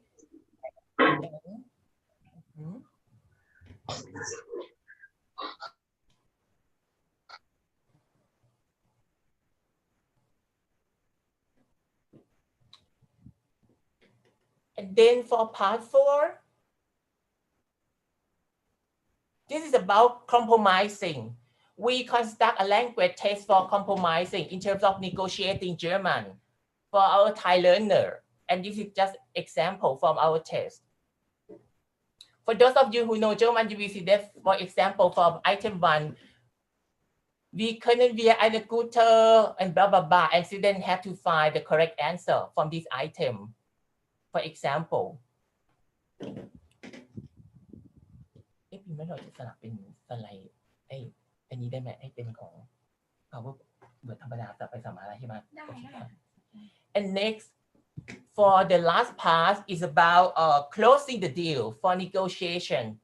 So this is just a sample from our test. We construct a language test in terms of German for negotiation for our students in Thailand. And เราจะจบวันนี้ก็ปิดไปก่อนนะพิมพ์เนาะแล้วค่อยเปิดใหม่เนาะ And เปิดที่เวิร์ดใช่ไหมเห็นนะเวิร์ดที่ไหนว่าขยายให้ใหญ่ใช่ไหม And for those of you who don't know German, I will show you the English version so that you can better understand me for this presentation. This, for example, for number 1, we have also the English version for this test. For example, part 1, language function, is about A, setting objective, B, making a proposal or a new offer, C, compromising, and the last one, closing the deal. And students have to match all the things. And for part 2, is about setting objective and arranging a meeting. We have a multi-choice A, B, C, D above, and students have to match. And one item is a detractor. And for part 3, is about making a proposal. In this case, students is about an open question. They can think on their own. How can they answer for these items? And for part 4 is about dealing with problem or compromising. Students have to find one word which is appropriate for the context. And for the last one, is about closing the deal. They have to choose the item between A and B which is more appropriate for the context, I mean, okay? And กลับมาที่สไลด์นี้ทำไงพิมพ์กดที่คลิกตรงนั้น นี่ใช่ไหมwait please ที่ไหนนะนี่เนาะ หน้าไหนคะที่อาจารย์ นี่เนาะโอเคนี่เนาะแล้วก็แชร์ได้เลยไหม and you see the screen right okay okay ไปแล้วน้องพิมพ์เนาะ and now I want to mention that I'm a German lecturer in Thailand and I consider the situation of the job process in Thailand that graduates who major in German language have to encounter the requirement in the job announcement that they have to process good command of both English and German. Without English proficiency or without English knowledge, the recruiter may not offer a job for them. So that's why we have to think about it and we try to offer the new curriculum for students in Thailand. So based on the question for this study, which are one, I try to suggest the optional method of language teaching for those teachers in Thailand, and I try to provide the basic knowledge of an application of teaching English through teaching German based on English for Thai learner. So that's why. And next, like I mentioned earlier, that we try to relate the knowledge of English to the knowledge of German for Thai learner. So I try to propose or suggest the task, the learning task, or the test for our Thai learner in Thailand to compare between the two languages, between English and German. You will see on the screen now that, for example, we have language expression one, to make a decision and students have to think on their own how to say it in German language. And we have now eine Entscheidung here, and students have to further think. They have to find a verb in this case on their own. And the second item, to solve this problem, how to say this in German. We have here on the right column, dieses Problem, and then students have to find the verb. Or item number 3, to find a solution, and on the right you will see either Lösung, and students have to find an appropriate verb. Or the last one, in contrast, can we blah blah blah a compromise? Now students have to find an English verb, and we have on the right we have a full sentence in German, namely können wir einen Kompromiss finden? And the answer you will see now below on the screen. It's just the suggestion for teaching German for negotiation in Thailand. Or the next one, and this is just the result from my pilot study.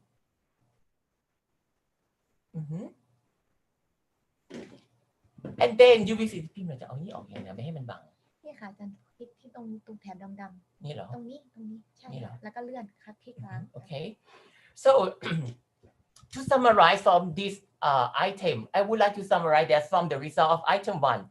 Most students could find the correct answer. A student compare make in English with marken with the verb marken in German based on the influence of L2, which is English, resulting in the wrong answer. And from the result of item 2, all students could find the correct answer for the expression to solve this problem. And one possible reason is that this expression of both languages is common for Thai learner in the Thai context for their everyday life. And from the result of item 3, only one student could not find the correct answer.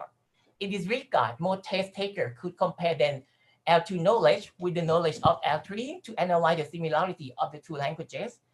And similar to item 3 and item 4, most Thai students could compare the word finden in German with the word fine in English with also an acceptable answer.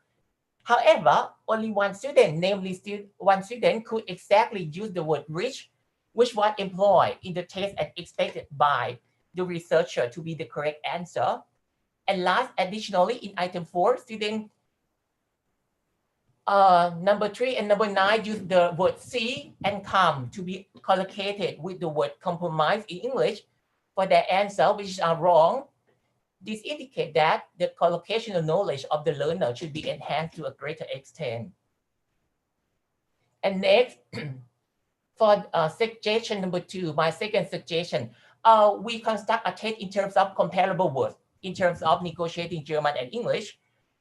We give English sentences are given here. To me, it's acceptable. So they have to find the correct answer in German. Again, I can meet you, blah, blah, blah, blah. And we give a full sentence in German. Ich komme Ihnen gern auf halbem Weg entgegen. In this case, they have to find the correct answer in English language. And this is the result for my student. And from the result, students were expected to find the correct comparable word in German to compare with the word acceptable in English. So the correct answer is acceptable. Those of you who know German, you can compare on your own. Acceptable and acceptable in German is quite similar. In terms of business communication, the word acceptable in German should be the most appropriate word in this context. And next slide. However, I found that 2 students use the word akzeptierbar and 1 student use the word annehmbar, which is the same meaning, which have the same meaning with the word acceptable. This shows that they have the level of vocabulary of the learner. And for the word halfway in English, students were expected to find the comparable word or expression in English for the expression of halben Weg in German, which is halfway in English. And for the last point, 6 students could correctly answer. Some students might be confused by using preposition, for example, in halfway or on halfway, but actually in English, we don't need a preposition, we just halfway. Or some students use midway or partway. And next slide. Now, the English sentence is given. We hope that our proposal interests you and we are able to come to an agreement. And German, ich hoffe, dass es ein sehr interessantes Angebot für Sie ist, so dass Sie es gern, blah, blah, blah. So then, in this case, they have to find one correct word. And the correct word is annehmen in German. And below are the results for my student.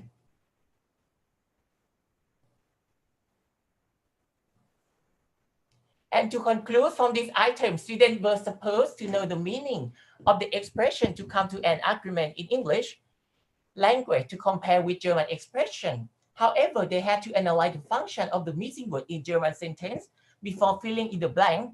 In this regard, syntactical analysis need to be taken into account as students need to know what is required exactly in the sentence.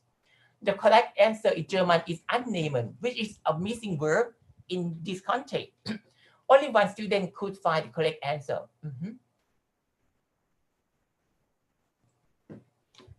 And next example, English sentence is given.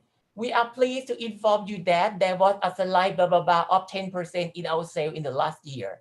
And in German, this time a full German is given. Wie Sie wissen, unser Umsatz legte im letzten Jahr in 10% zu. And the word later zu here is in Italy. Students have to compare with English sentence and find the correct answer in English. And the correct answer is increase here. And below are the results from my students, as you can see on the screen now.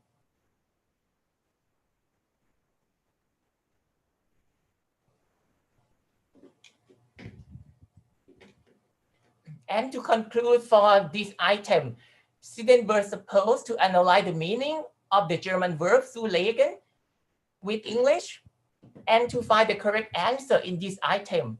Their syntactical knowledge is required because the missing word in English sentence must be a noun.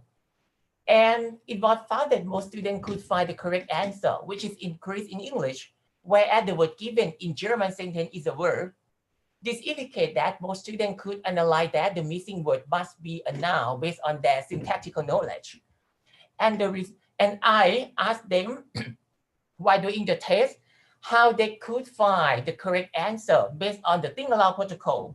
Most of them explain that it must be a noun. After a phrase, there was a slide and followed by a noun, the answer. And last, in this regard, not only does this item measure their L3 competence in terms of words and meaning, but students have to apply the syntactical knowledge of the two languages in this item. And next, the next suggestion for constructing the test, the full sentence in English is given. Will you give us a 10% discount? And in German, they have to find the word discount in German in this case. And the correct answer is einen Rabatt geben.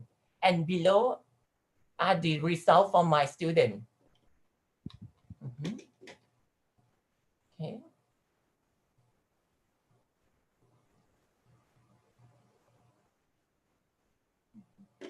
Okay. And to explain this, the correct expression is einen Rabatt geben. Students had to find the equivalent expression in German for give a discount in English, and most students could answer correctly, except they forget to use an article in front of the noun.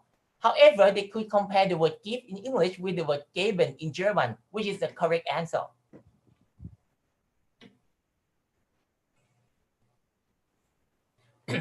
And the next suggestion for constructing a test. Now a full sentence in German is given. Wenn Sie heute den Vertrag unterschreiben, wäre ich mit den Zahlungsbedingungen einverstanden. And they have to find the missing word in English.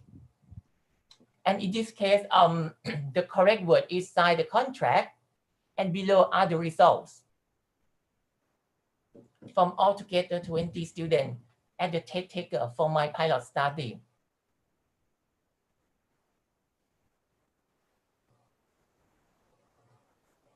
And to explain this, most students found the correct answer, sign the contract, by applying and comparing the knowledge between L2 and L3, which is English and German.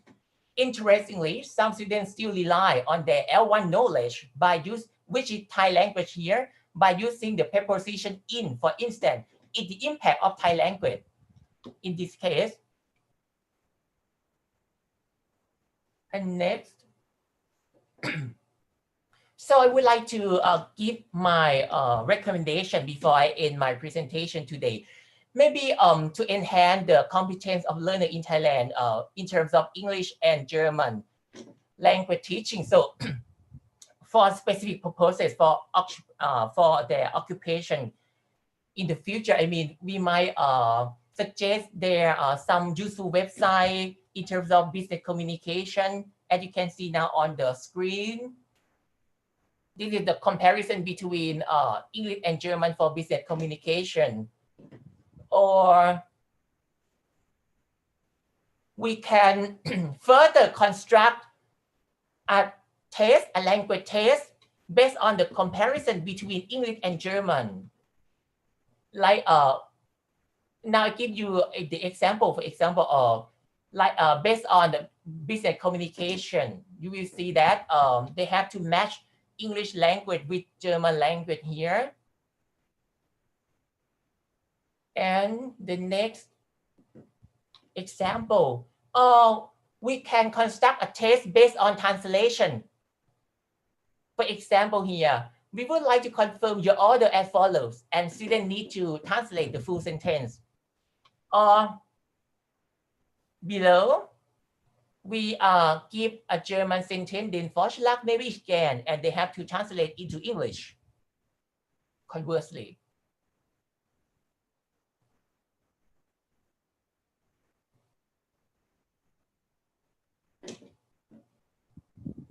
And next, to conclude about the translation task, from the result, students were expected to translate their English sentence into German. And I found that most students could correctly use the word bestätigen, which means to confirm in English, but some students could find equivalent word in German as follow in English, which is folgen. Only 6 students could, however, use wie folgt in German, which is the most appropriate equivalent in German and should probably be used in the business context. And when analyzing the errors, the translated sentence of students are influenced by their L2 knowledge, which is English. This is because they incorrectly relate their L2 to translation by using the preposition zu, which is compared with to in English and not required in German sentence in terms of grammatical rules. And to conclude for this item, they have to translate into English. And I found the result as follows. Students were also supposed to translate a German sentence into English. And the finding revealed that for the German word for Schlag here, most students use the word offer or proposal in English, which is an equivalent or acceptable word. Additionally, for the German verb annehmen, they could properly use the word accept, which is correct in the context. Instead of using accept, some students try to use the word agree or suppose for the business context.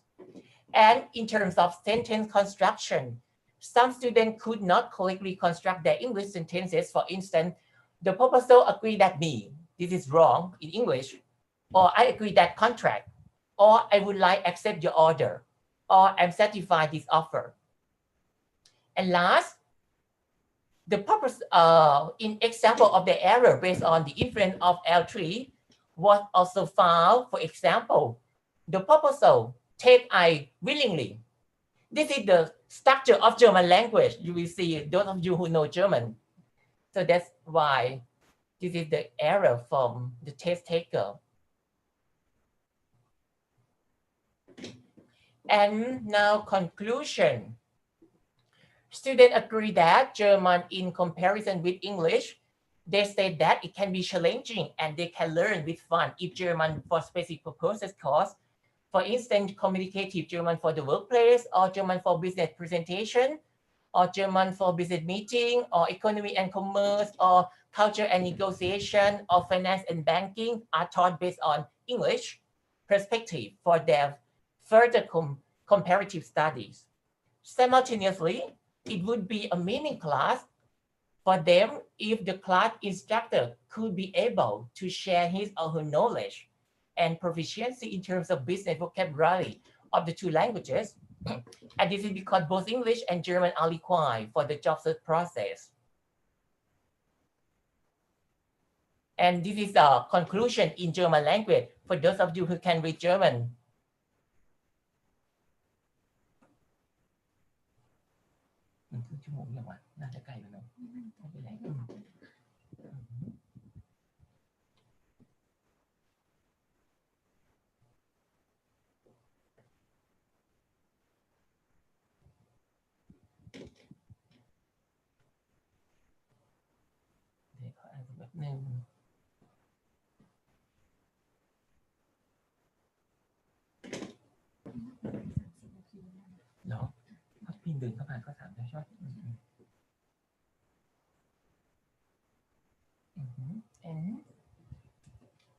And the next slide, for those of you who know German, you can read on your own now.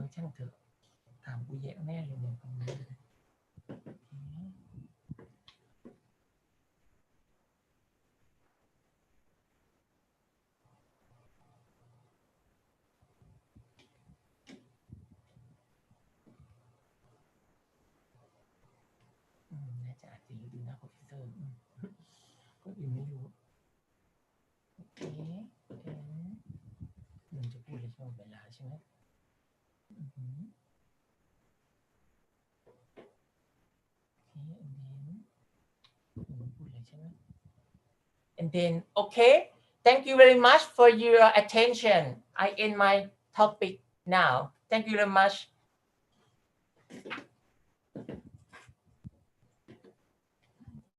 สต็อปแชร์ตรง นี่ใช่ไหม ตรงนี้ค่ะเนี่ยแดง นี่ใช่ไหมแดง ใช่ ๆอันเนี้ย หน้าจะไม่จะขึ้นมาครับ Pak Ance mic-nya belum. Oh yeah. Okay, thank you, Mr. Wasarakasit. You are finishing your presentation in almost on the pointed time, yeah? 28 minutes. So now we move to the chance for the participants who probably have questions. Okay, this is by chatting. Is there any difficulties for students in Thailand to pronounce words in Germany? And is there any local language to support them to enhance their pronunciation? Yes. Most learners in Thailand have problem in terms of pronunciation, and even we German teacher sometimes we pronounce incorrectly. So we use technology nowadays. We use the website specific for pronunciation or online dictionary. Nowadays we use the technology for language teaching in Thailand. Online dictionary. They can both find the meaning and they just click the bottom and then they will get the correct pronunciation. This is a very good solution for us in Thailand. But you mean that it is a local language or you mean Thai language, Thai language you in mean, internet? Again, could you repeat the question again? So the question is there any difficulty for students to pronounce German language? And then is there any local language to support enhancing the problem? Yes. They have a problem for their pronunciation, and and I would like to express my own opinion. For example, the impact of Thai language. So we speak Thai, and when they speak German, based on the Thai tone, the tone in Thai language, and the German teacher don't understand what they say. Sometimes they speak the German word, but Thai tone. So my German colleague don't understand my student. Yes, we have this problem. Okay, thank you, Mr. Wasarakrit. And this is the second question. The second question is in terms of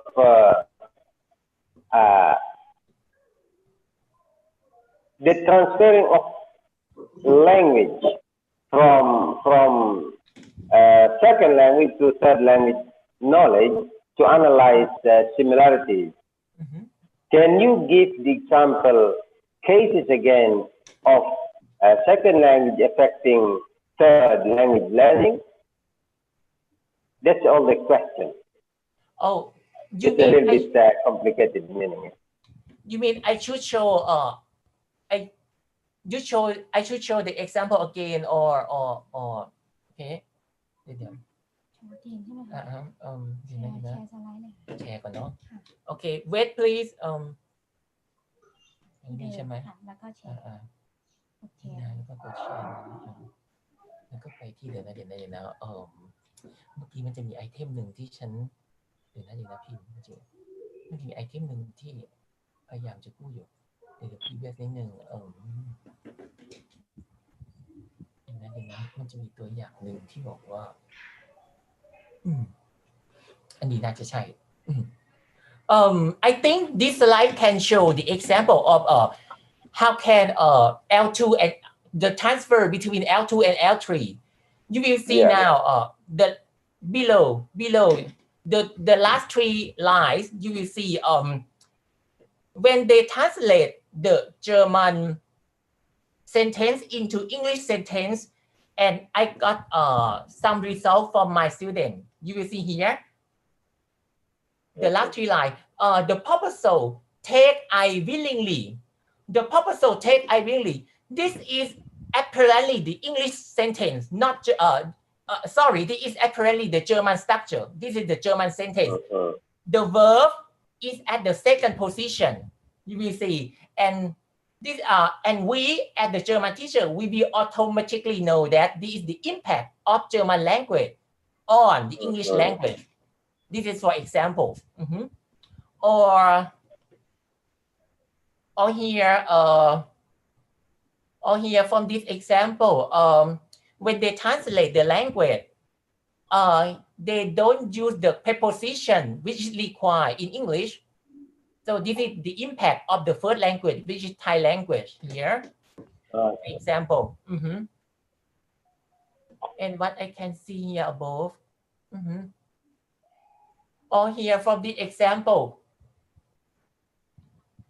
It's from the given German sentence, this word means accept in German, accept in English, sorry. This word means accept in English, but most of them use the word accept, but some students I found that they use the equivalent word. For example, agree or suppose, which is quite acceptable for the context too. For example, oh, did I answer your question or?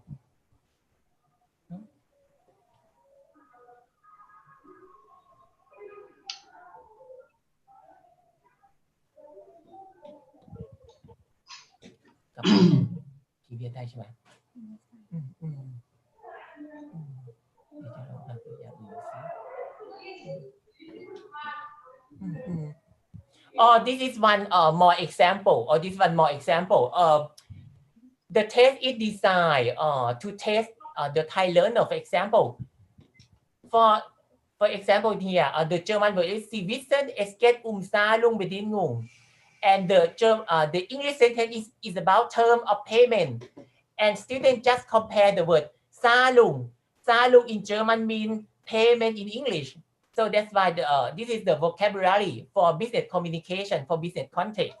So they can compare based on this regard. Or the second example with the word Unterschrift or Vertrag, which means contract here in English. So they can relate their knowledge between English and German. Or the last one, the verb bestätigen, which means confirm here. So students can relate the English knowledge and German knowledge here.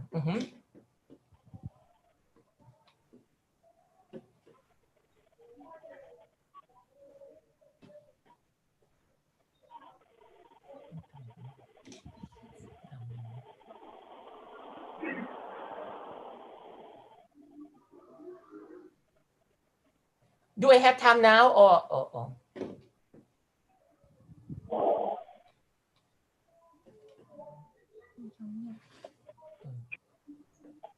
Pak Ance, lanjut Pak Ance. Okay, we still have 2 minutes, but I think that because of there will be different presentation from Dr. Caroline Sotti, and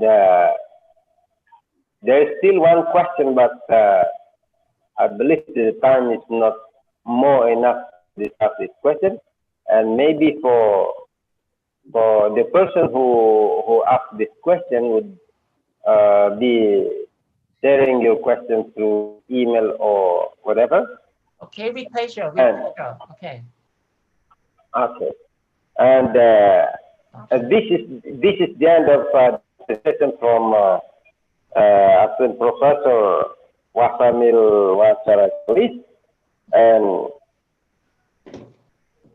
I think that maybe I give this forum to Pa Carol to continue the second presenter, to continue his presentation. Thank you. Okay, thank you very much.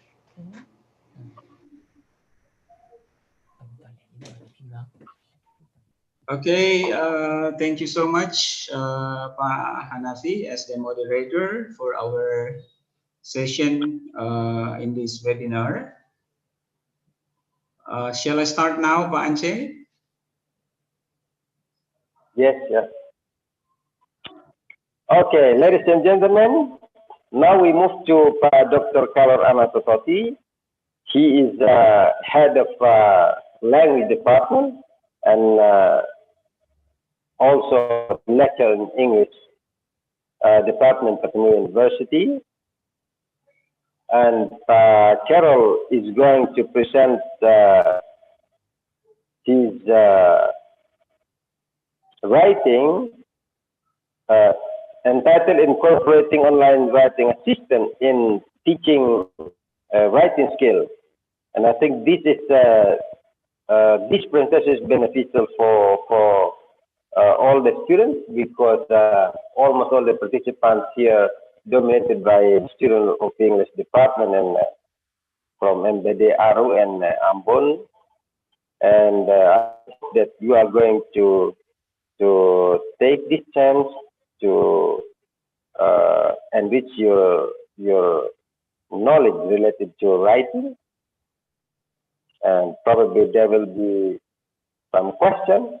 You may also allowed to share it through Zoom chatting or directly in our question.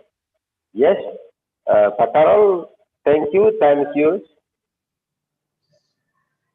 Okay, can you hear my voice? PowerPoint. Okay, PowerPoint. Share PowerPoint. Okay, thank you so much, Pak Hanafi, as the moderator. Good afternoon, all participants of the third International Seminar on Language and Interdisciplinary Research on Language. Well, I'm honored to be part of this webinar attended by scholars and students from different universities.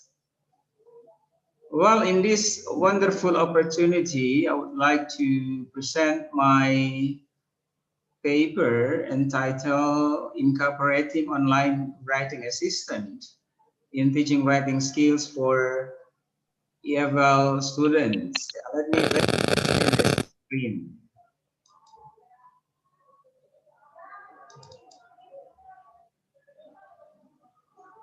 Can you see the screen? Yes, sir. Yes, sir. Okay.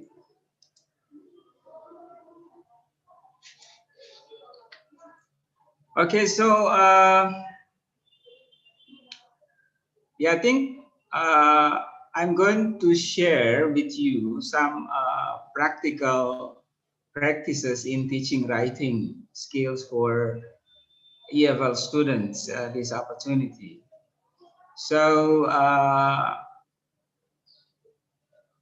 as we may know that writing skill is one of the 4 basic skills in learning a language that should be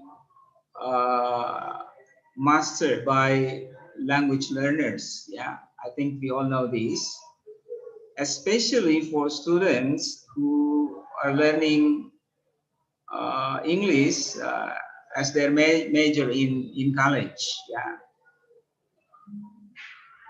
In teaching writing, for our students, we realize that it is quite challenging, yeah, for them to produce a good piece of writing. Yeah, that's a problem. By mastering their writing skills, yeah, students are expected to, let's say, express their ideas clearly in a cohesive and coherent way. Yeah. The key idea of presenting this paper actually, we all agree that writing is a very complex process, It's a very complex skill, and therefore it should be approached, yeah, by using different kind of strategies, either conventional or modern. Yeah, in this case, I propose what we call online writing assistant. Yeah, there are some online platform that can be used to facilitate students writing activity. Yeah. Okay. When doing writing activities, actually, our students are expected to describe and explain their ideas and try to convince or influence the reader. Yeah. So actually, the objective of writing is to explain something, to notify the reader. Yeah. And this actually might be challenging for the students who are studying English as a foreign language, because they are not only struggling with the idea that they want to deliver or they want to express in their writing, but also they have to write in a different language, which is we call a foreign language, with different grammatical pattern, yeah, with different spelling, and of course different pronunciation. Yeah, that's quite challenging for the student. Let's us see this slide here. Actually, when we write, yeah, we are supposed to have a clear, fluent, and effective communications of ideas. Yeah, and to fulfill this, actually, students should have different capabilities in surround the writing process itself. For example, students should have the knowledge of grammar. Yeah, they have to really understand, let's say, how to use correct verbs. Yeah, agreements. Yeah, the use of articles and pronouns. Besides, sometimes as teachers, we might not understand the students' writing because they don't use very clear sentence. Yeah. Also, in order to have a clear and relevant content of writing, this all knowledge, yeah, of language makes up that student might have problem in expressing the content or the ideas that they are going to deliver to the readers. Yeah. Another problem with students writing is the organizations of the writing. Yeah, they have to know for sure. Let's say they have to develop their ideas in a coherent way. Let's say starting from the general ideas to the specific ones, and use cohesive devices to create well-developed writing organization, yeah, in their essay. Yeah. So this process, let's say, it's a very complex process, because students have to apply all their knowledge about not only the language but also their knowledge about the topic that they are going to write about.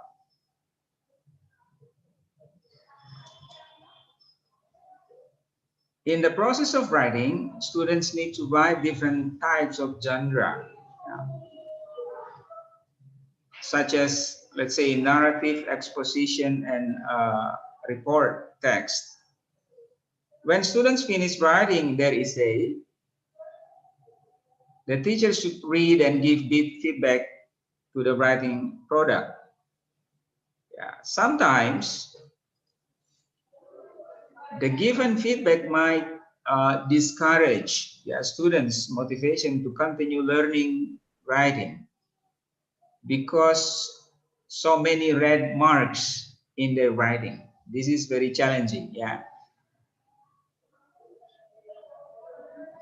Therefore, students might think that, well, it's very difficult to achieve, to achieve the goal of writing, in English. One of the process of doing writing, in teaching activities is that giving response to students' writing. Normally, after the student write their essay or their paragraph, teacher give response to the student writing by directly giving feedback to students to their essay. Now, as I mentioned before, the feedback often accompanied by red ink, throughout the essay.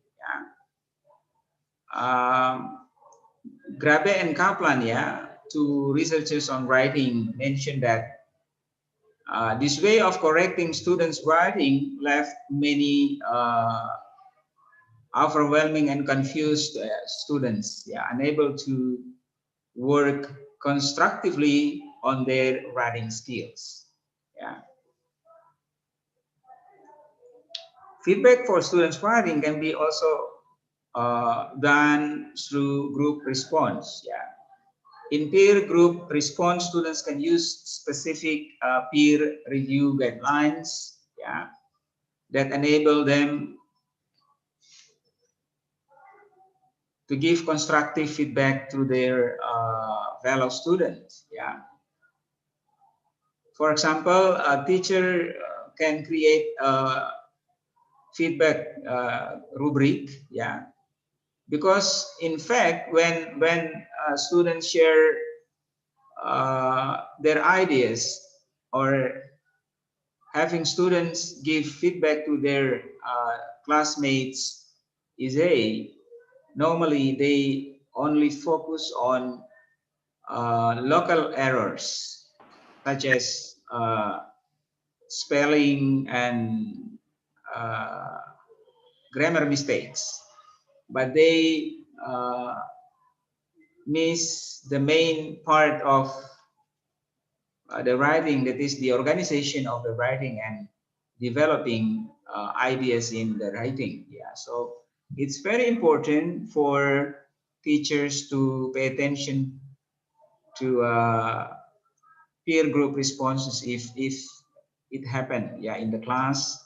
There should be a guidelines to guide the students in order that they can give correct or appropriate feedback for their classmates' writing product. Besides, actually, when they work in group, there will be interaction between students, and in this case, they are negotiating meaning. So they can share, if they know about the topic, they will add more ideas to develop the writing. So they can negotiate the best way to improve the writing product of the group member. So I think that's one thing that teacher can do to teach writing in their classes. Now, this is one of the example. When you read and correct your students' essay, you tend to use red ink to mark what should be corrected. Yeah, I think everyone as teachers and also students experience this way of correcting papers. And yeah, it's no problem if you just correct, let's say, 10 to 20 students' paper. But if you correct, let's say, 50 students' paper, it's a hard work for you because you have to pay attention to details. Yeah. So this is another example. You see, sometimes when students read their paper like this, when you correct their paper like this, yeah, you have lots of correction, yeah, feedback. You write them all in the paper. Wow, this is overwhelming for the students. Yeah, so I think I'm going to propose one of the ways that we can use to help us as teachers and also help students to do writing, that is by using what we call online writing assistant. Yeah. Okay. Normally, most of our students who are learning English as a foreign language have problems in their writing capabilities due to several reasons. Yeah. The first one is they lack of vocabulary knowledge, and this is problem. Yeah. Sometimes they don't know how to express themselves. They may look up at the dictionary, but it seems that some of them are not willing to do so. They don't want to try hard to look for the word they need in order to write. And then the other problem is that the students also lack of knowledge on composing sentence, yeah, complex sentence structure. Yeah, because when we write, we are not only using simple sentence, but also we need to use complex sentence structure, especially we are writing more advanced genre such as exposition or narrative. We are comparing and constructing ideas. We need to use more complex sentences. And the other problem is that the ability to organize ideas. Yeah, we always ask our students to write. Before write, they have to make their outline, and from that outline, they may develop their essay. And some of them did well, but others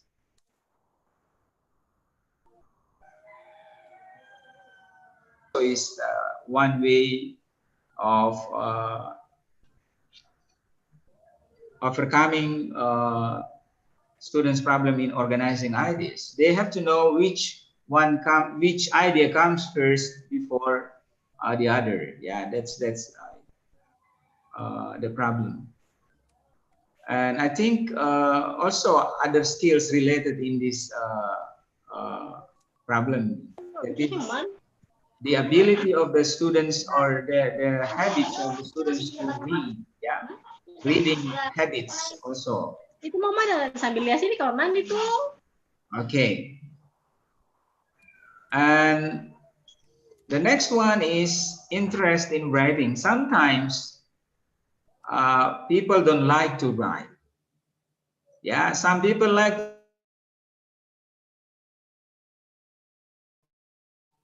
They would like to listen, but they don't like to read. Yeah, that's common problem. Yeah, so that's why And we all agree that writing is a skill, and if it's a skill, it should be practiced. But some of the students, they don't like to write. Yeah, they lack of interest in writing. And of course, if they don't like to write, then of course they lack of practice. Yeah, lack of practice. There's not enough practice. Yeah, because there is a saying goes, yeah, practice make better. Yeah, by practicing, you will improve your skill. Yeah, so I think these are the challenges faced by our students. Okay, now based on those problems, how can we use some of the platform, yeah, online platform to assist our students to write? Yeah, I mean here we don't 100% use the online platform because it might also have a negative impact to our students. But we can use the platform to train certain skills. Yeah. It says here artificial intelligence. Yeah. We cannot deny ourselves that the artificial intelligence has already penetrated the educational world. Yeah, it surely is expected to facilitate and assist the learning process better. Yeah, yeah. Lots of our students are, let's say, they are born in a millennial era, and they know about how to use their Androids and their computers. They can browse in the internet, and they can learn language, yeah, using the internet. And they can also use the internet to learn how to write. Yeah. So in the current sophisticated era, students can improve their writing skills through online writing assistant, or what we call artificial intelligence. Yeah. There are some benefits of teaching writing through online platform. The first one is with advances in artificial intelligence technology, students can learn independently to increase their writing abilities. Yeah. So yeah, in some online writing assistant, yeah, students might only type the title of their writing, the topic, and there will be new sentences, or let's say part of paragraph can pop up, yeah, by writing the title. And actually, by doing this, I think student can understand how to start writing, let's say, their thesis statement. Yeah, if they want to write an essay, students can edit and revise their own writing through the help of an online writing assistant. This is very common. Yeah, as explained before. Yeah, conventionally, when teacher try to give feedback, yeah, by giving so many red marks, it will discourage student. But by using online platform, students can do it by themselves. Yeah, students can do it by themselves. They will know what is their mistakes. Yeah, what are the correct word that they should use in their writing. Why there should not why the mechanics, yeah, is incorrect. Yeah, so they will learn by their own if they can use the online platform. In this sense, the teacher can only focus on, let's say, developing students, let's say, writing organization or the ideas, yeah, developing the writing ideas. So let's say local errors such as grammar, yeah, punctuation, and so on will be learned by students themselves using this online platform. The next one is identifications of students' weaknesses in writing, such as vocabulary and improper sentence arrangement is done faster. Yeah. So if as teachers we correct our students' writing, let's say one paper may take 5 to 10 minutes. By using online platform, it can faster, yeah, it can be done faster. Maybe let's say 2 or 3 minutes, yeah, because once you copy the student's writing to the platform, yeah, it will directly show you what should be revised. So it's very easy, yeah, and it will help teachers to correct students writing. So teachers can assess students' essay in a relatively short time. Yeah. Teacher can examine the students' writing originality. Yeah.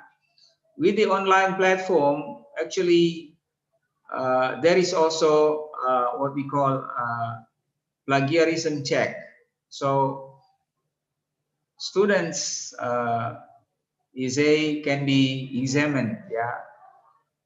Yeah, the originality of students' say can be examined directly by the teacher on the platform. This is very important. Yeah, in conventional way of correcting or giving feedback to students' writing product, I think we may know that some of our students just copy some, let's say, part of other people's writing and put it on their writing, and this is not allowed. Yeah, but using the platform we can directly know that the writing is original or it is from someone else writing. Okay, there are some types of online writing assistance suggested for students. Yeah, the first one is Grammarly. Yeah, now if you go to grammarly.com, you can say download and install it in your computer. Yeah, and you can ask your student to send their writing, yeah, in soft file, so you can copy their writing and you yeah, paste it in the let's say the Grammarly platform. And in the Grammarly.com yeah, platform, yeah, you can also check, yeah, the, let's say, whether the writing is academic, who will be the audience, and all incorrect grammar construction also will be indicated. Yeah, it is just like when you click the button and everything will be pop up. Yeah, it is easily find errors in writing. Yeah, yeah, it also provides suggestions for structuring the sentences. Yeah, so I think if you use this to correct your students' writing, it will be very easy. Or you can ask your student to do it by themselves. So when they send it to you, it's already a good piece of writing, and you just focus on how they express the ideas. How might the ideas enough to support, let's say, the topic that they are writing about? Yeah. So you can try to let's say design your teaching activities using this platform. Yeah. Grammarly is the most recommended platform to be used in your writing class because it provides improvement for grammar, punctuation, word choice or synonym, and preventions of plagiarism. I think maybe some of you have used this platform, so it's quite common. Yeah, it's not new. Yeah, this is an example. If you use Grammarly, so on the left hand side, this part, I copy, yeah, students writing, yeah, here, and then suddenly it appears on the right hand side here, all alerts. You see, proficiency, yeah, here, proficiency. There is, what is it, explanation here, remove what? It says, remove the comma, for example, yeah. Writer, correct article use, based on, there is no article here. So, but based on the writer, yeah, it should be the writer. So when you click on writer, then the correct word will appear here. The correct writer. So you just click and it will change here. Yeah, the correct writer. Yeah. Also, noun form. Yeah. Like here. Some problems from teacher. Some problems from teacher. It should be some problems from the teacher. It says here. So when you click on the let's say green or blue box here, it will directly change here. So it will add the article the here. Yeah. So it's very easy to use. So by looking at the way, yeah, conventionally teacher corrects students' writing by giving so many red marks on their writing, as I mentioned before, it's better if you ask them to correct directly their writing. And by correcting their own writing, especially for the, let's say, the correct use of article and punctuation and so on, they will learn. Yeah, they will learn by themselves. Yeah. So hopefully, when they do their next writing, let's say their other task for writing, they will use the correct, let's say, article, punctuation, the correct words, and so on. This is another. See here, when you open Grammarly, there will be an empty box, yeah, like this, and it says add a title. Yeah, you can just copy what you think you're going to give feedback, and then yeah, it will show it like this. Yeah. So it says here, student can explore their idea in speaking, therefore they need to accomplish aspect in speaking. You see the sentence here? The Grammarly give alerts. For example, the word explores, yeah, students can explore. Well, as we learn, if we learn, yeah, our grammatical knowledge, students here is plural, and also there is a modal can, so there should not be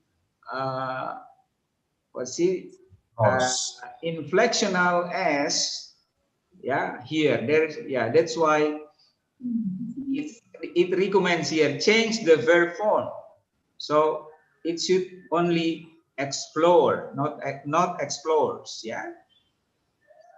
And also aspect, yeah, here. Okay. Okay, So, Pak Carol, you still have almost finished with your time for the total. Almost finished. Oh, okay. I'll quit. Okay. There is another platform called Pro Writing Aid. It is also used for editing, to improve writing styles, finding repeated words and unclear sentences, difficult sentences structure, detecting grammar and spelling error. And it is also can be installed in MS Office, Microsoft Office. Yeah, says here this, yeah, this is an example, yeah, of the Pro Writing Aid, yeah. Okay, this one also.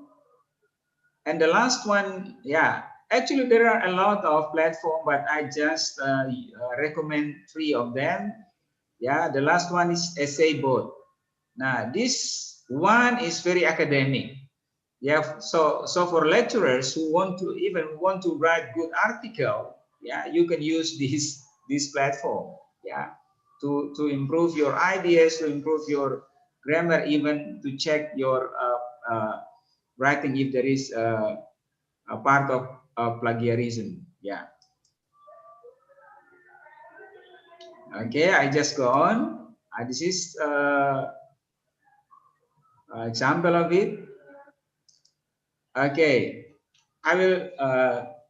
Yeah, the job of giving feedback on students' writing can be assisted by online writing assistant.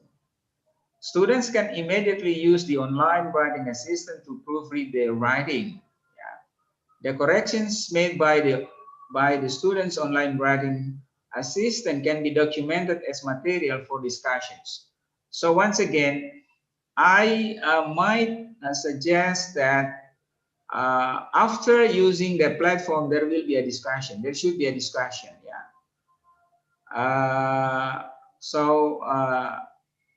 Students can focus only on developing ideas, yeah, instead of grammar aspect. Okay, I think I go to the conclusion. Writing is a complex process, therefore it should be learned step by step. Writing teachers may incorporate their conventional writing strategies with one of the preferred online writing assistants to support students' effort in mastering writing skill. Although the online writing assistant can help students to write, the teachers should limit the use of the platform only to certain aspects of writing. In other words, the teacher should control the use of the platform by students. It is because students might depend on the platform and lose their natural intelligence and critical thinking. So we might limit the use of the platform only to certain part of writing skill. I think for language aspect is okay, but for critical thinking and developing ideas in writing, students can do it by themselves. Yeah, I think that's the idea. Well, actually, I think I still have time, but I was reminded by my master moderator that my time is up, so I skip some slides here.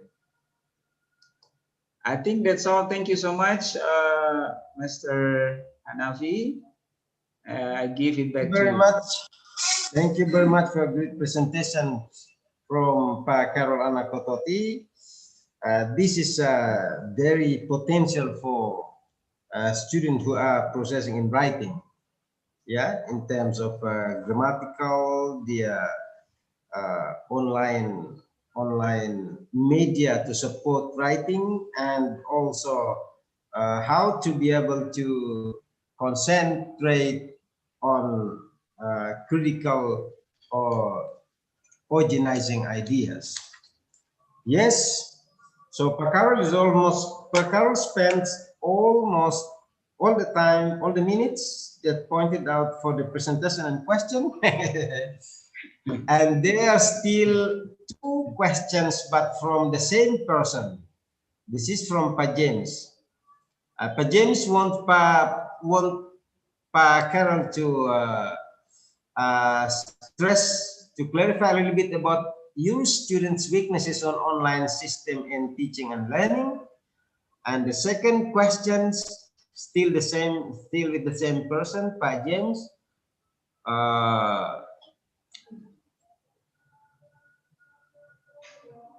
Students only pay attention on local errors rather than global. So how to develop, is there any way to develop students' critical thinking in processing or developing the idea in writing process? Okay, that's the question for Carol from Pa James. Thank you so much, James, for the questions. I think when we do writing activity, we are involved in critical thinking process, because once we determine certain topic to be developed in our writing, of course, we are going to, let's say, do our pre-writing activities by generating ideas to be developed. Yeah, so that's the process. We start our writing by critical thinking, and even we try to write. Yeah, even when we try to write, we are trying to think. Yeah, try to analyze. Yeah, prior to that, we of course we have to read. Yeah, we have to read the same topic, yeah, or similar topic to the topic we are going to write, and the critical thinking process is involved in this process. Yeah, so as I mentioned in the presentation, I don't recommend, writing teachers to have students use, let's say, online writing assistants to develop their writing, their ideas in their writing, because it will, let's say, eliminate their natural intelligence. If they use it for a long time, they will depend on the technology and they will lose their critical thinking. So in this case, I propose an idea of using the platform only for certain aspects. Let's say for checking plagiarism, checking the grammatical aspects. Yeah. So because sometimes teachers, when they give feedback, they give a lot of red marks only for the local errors, like unstructured sentence and also misuse of punctuation and so on. Yeah, and they also didn't focus on the development of the essay. Yeah, so even though this technology bring us lots of benefits, but still we have to limit the use of it, because otherwise it will rule over our life. Yeah, we may lose our capability of reasoning. Yeah, when we write. Yeah, is that answer the question, Pak Hanafi? Okay, Pak Carol, thank you very much. yeah, this is, I believe that there's still some other question from the other participants, but because of the limited time and another presenters is being waited to continue to take over the Zoom. And Pak Carol, thank you very much. Thank you, Pak James, and thank you for everyone. Good afternoon. And let's, I give the floor to MC. Thank you very much. Thank you, Pak Hanafi.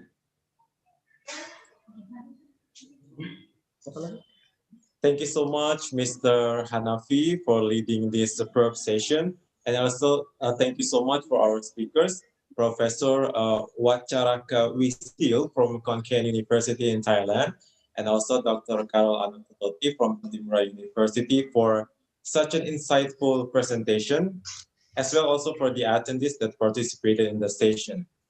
Now, we will move to our next agenda. Ladies and gentlemen, initially we will have a break session, but we try to adjust the time to fit the schedule. So after this, we will have our parallel session. And as you can see in your monitor that this is our schedule in the program book. After this, we will have the parallel session. In the parallel session for today, there are three different rooms. In the first room, in room 1, we will have an English session. We will have Professor Nawamin Prachanan from Buriram University in Thailand. And also we have our presenters, Panuel Kairuku and Mr. James Hukom from Patimura University, and also Nurlaila Tuanani and Febi Pelupesi from Institute Agama Kristen Negeri Ambon that will have their presentation in this session. And then in the second room, in room 2, we will have a German session from Dr. Lansky Julia from Tver State University in Russia. And also we will have the presenters, Rita Francina Maronaya and Thomas Kobler from Dresden, Germany, and also Dr. Calvin Taruna, MPD from Patimura University. And in the third room, room 3, we will have Indonesian session from Andi Nurhaina, Head of Indonesian Language Association, APPP, by Germany, also the lecturer in Konstanz University, Germany, and our presenters, Nurhayati Fokaya from Kantor Bahasa Maluku Utara, and Kiki Sakia Nur and Evi Mahakastri from Kantor Bahasa Lampung. I repeat, Kantor Bahasa Lampung, Provinsi Lampung. And for all participants, you can attend the session you are interested in by accessing the links on the program book. You can see on your monitor. We will have the meeting ID and also the passcode. And the session will begin soon and last for 1 hour. And after that, we will have some time for break and then directly proceed to our closing ceremony at 19:15 Eastern Indonesian Standard Time, GMT +9. So I would like to ask all participants, please return to this Zoom meeting, or you can access the link in the schedule.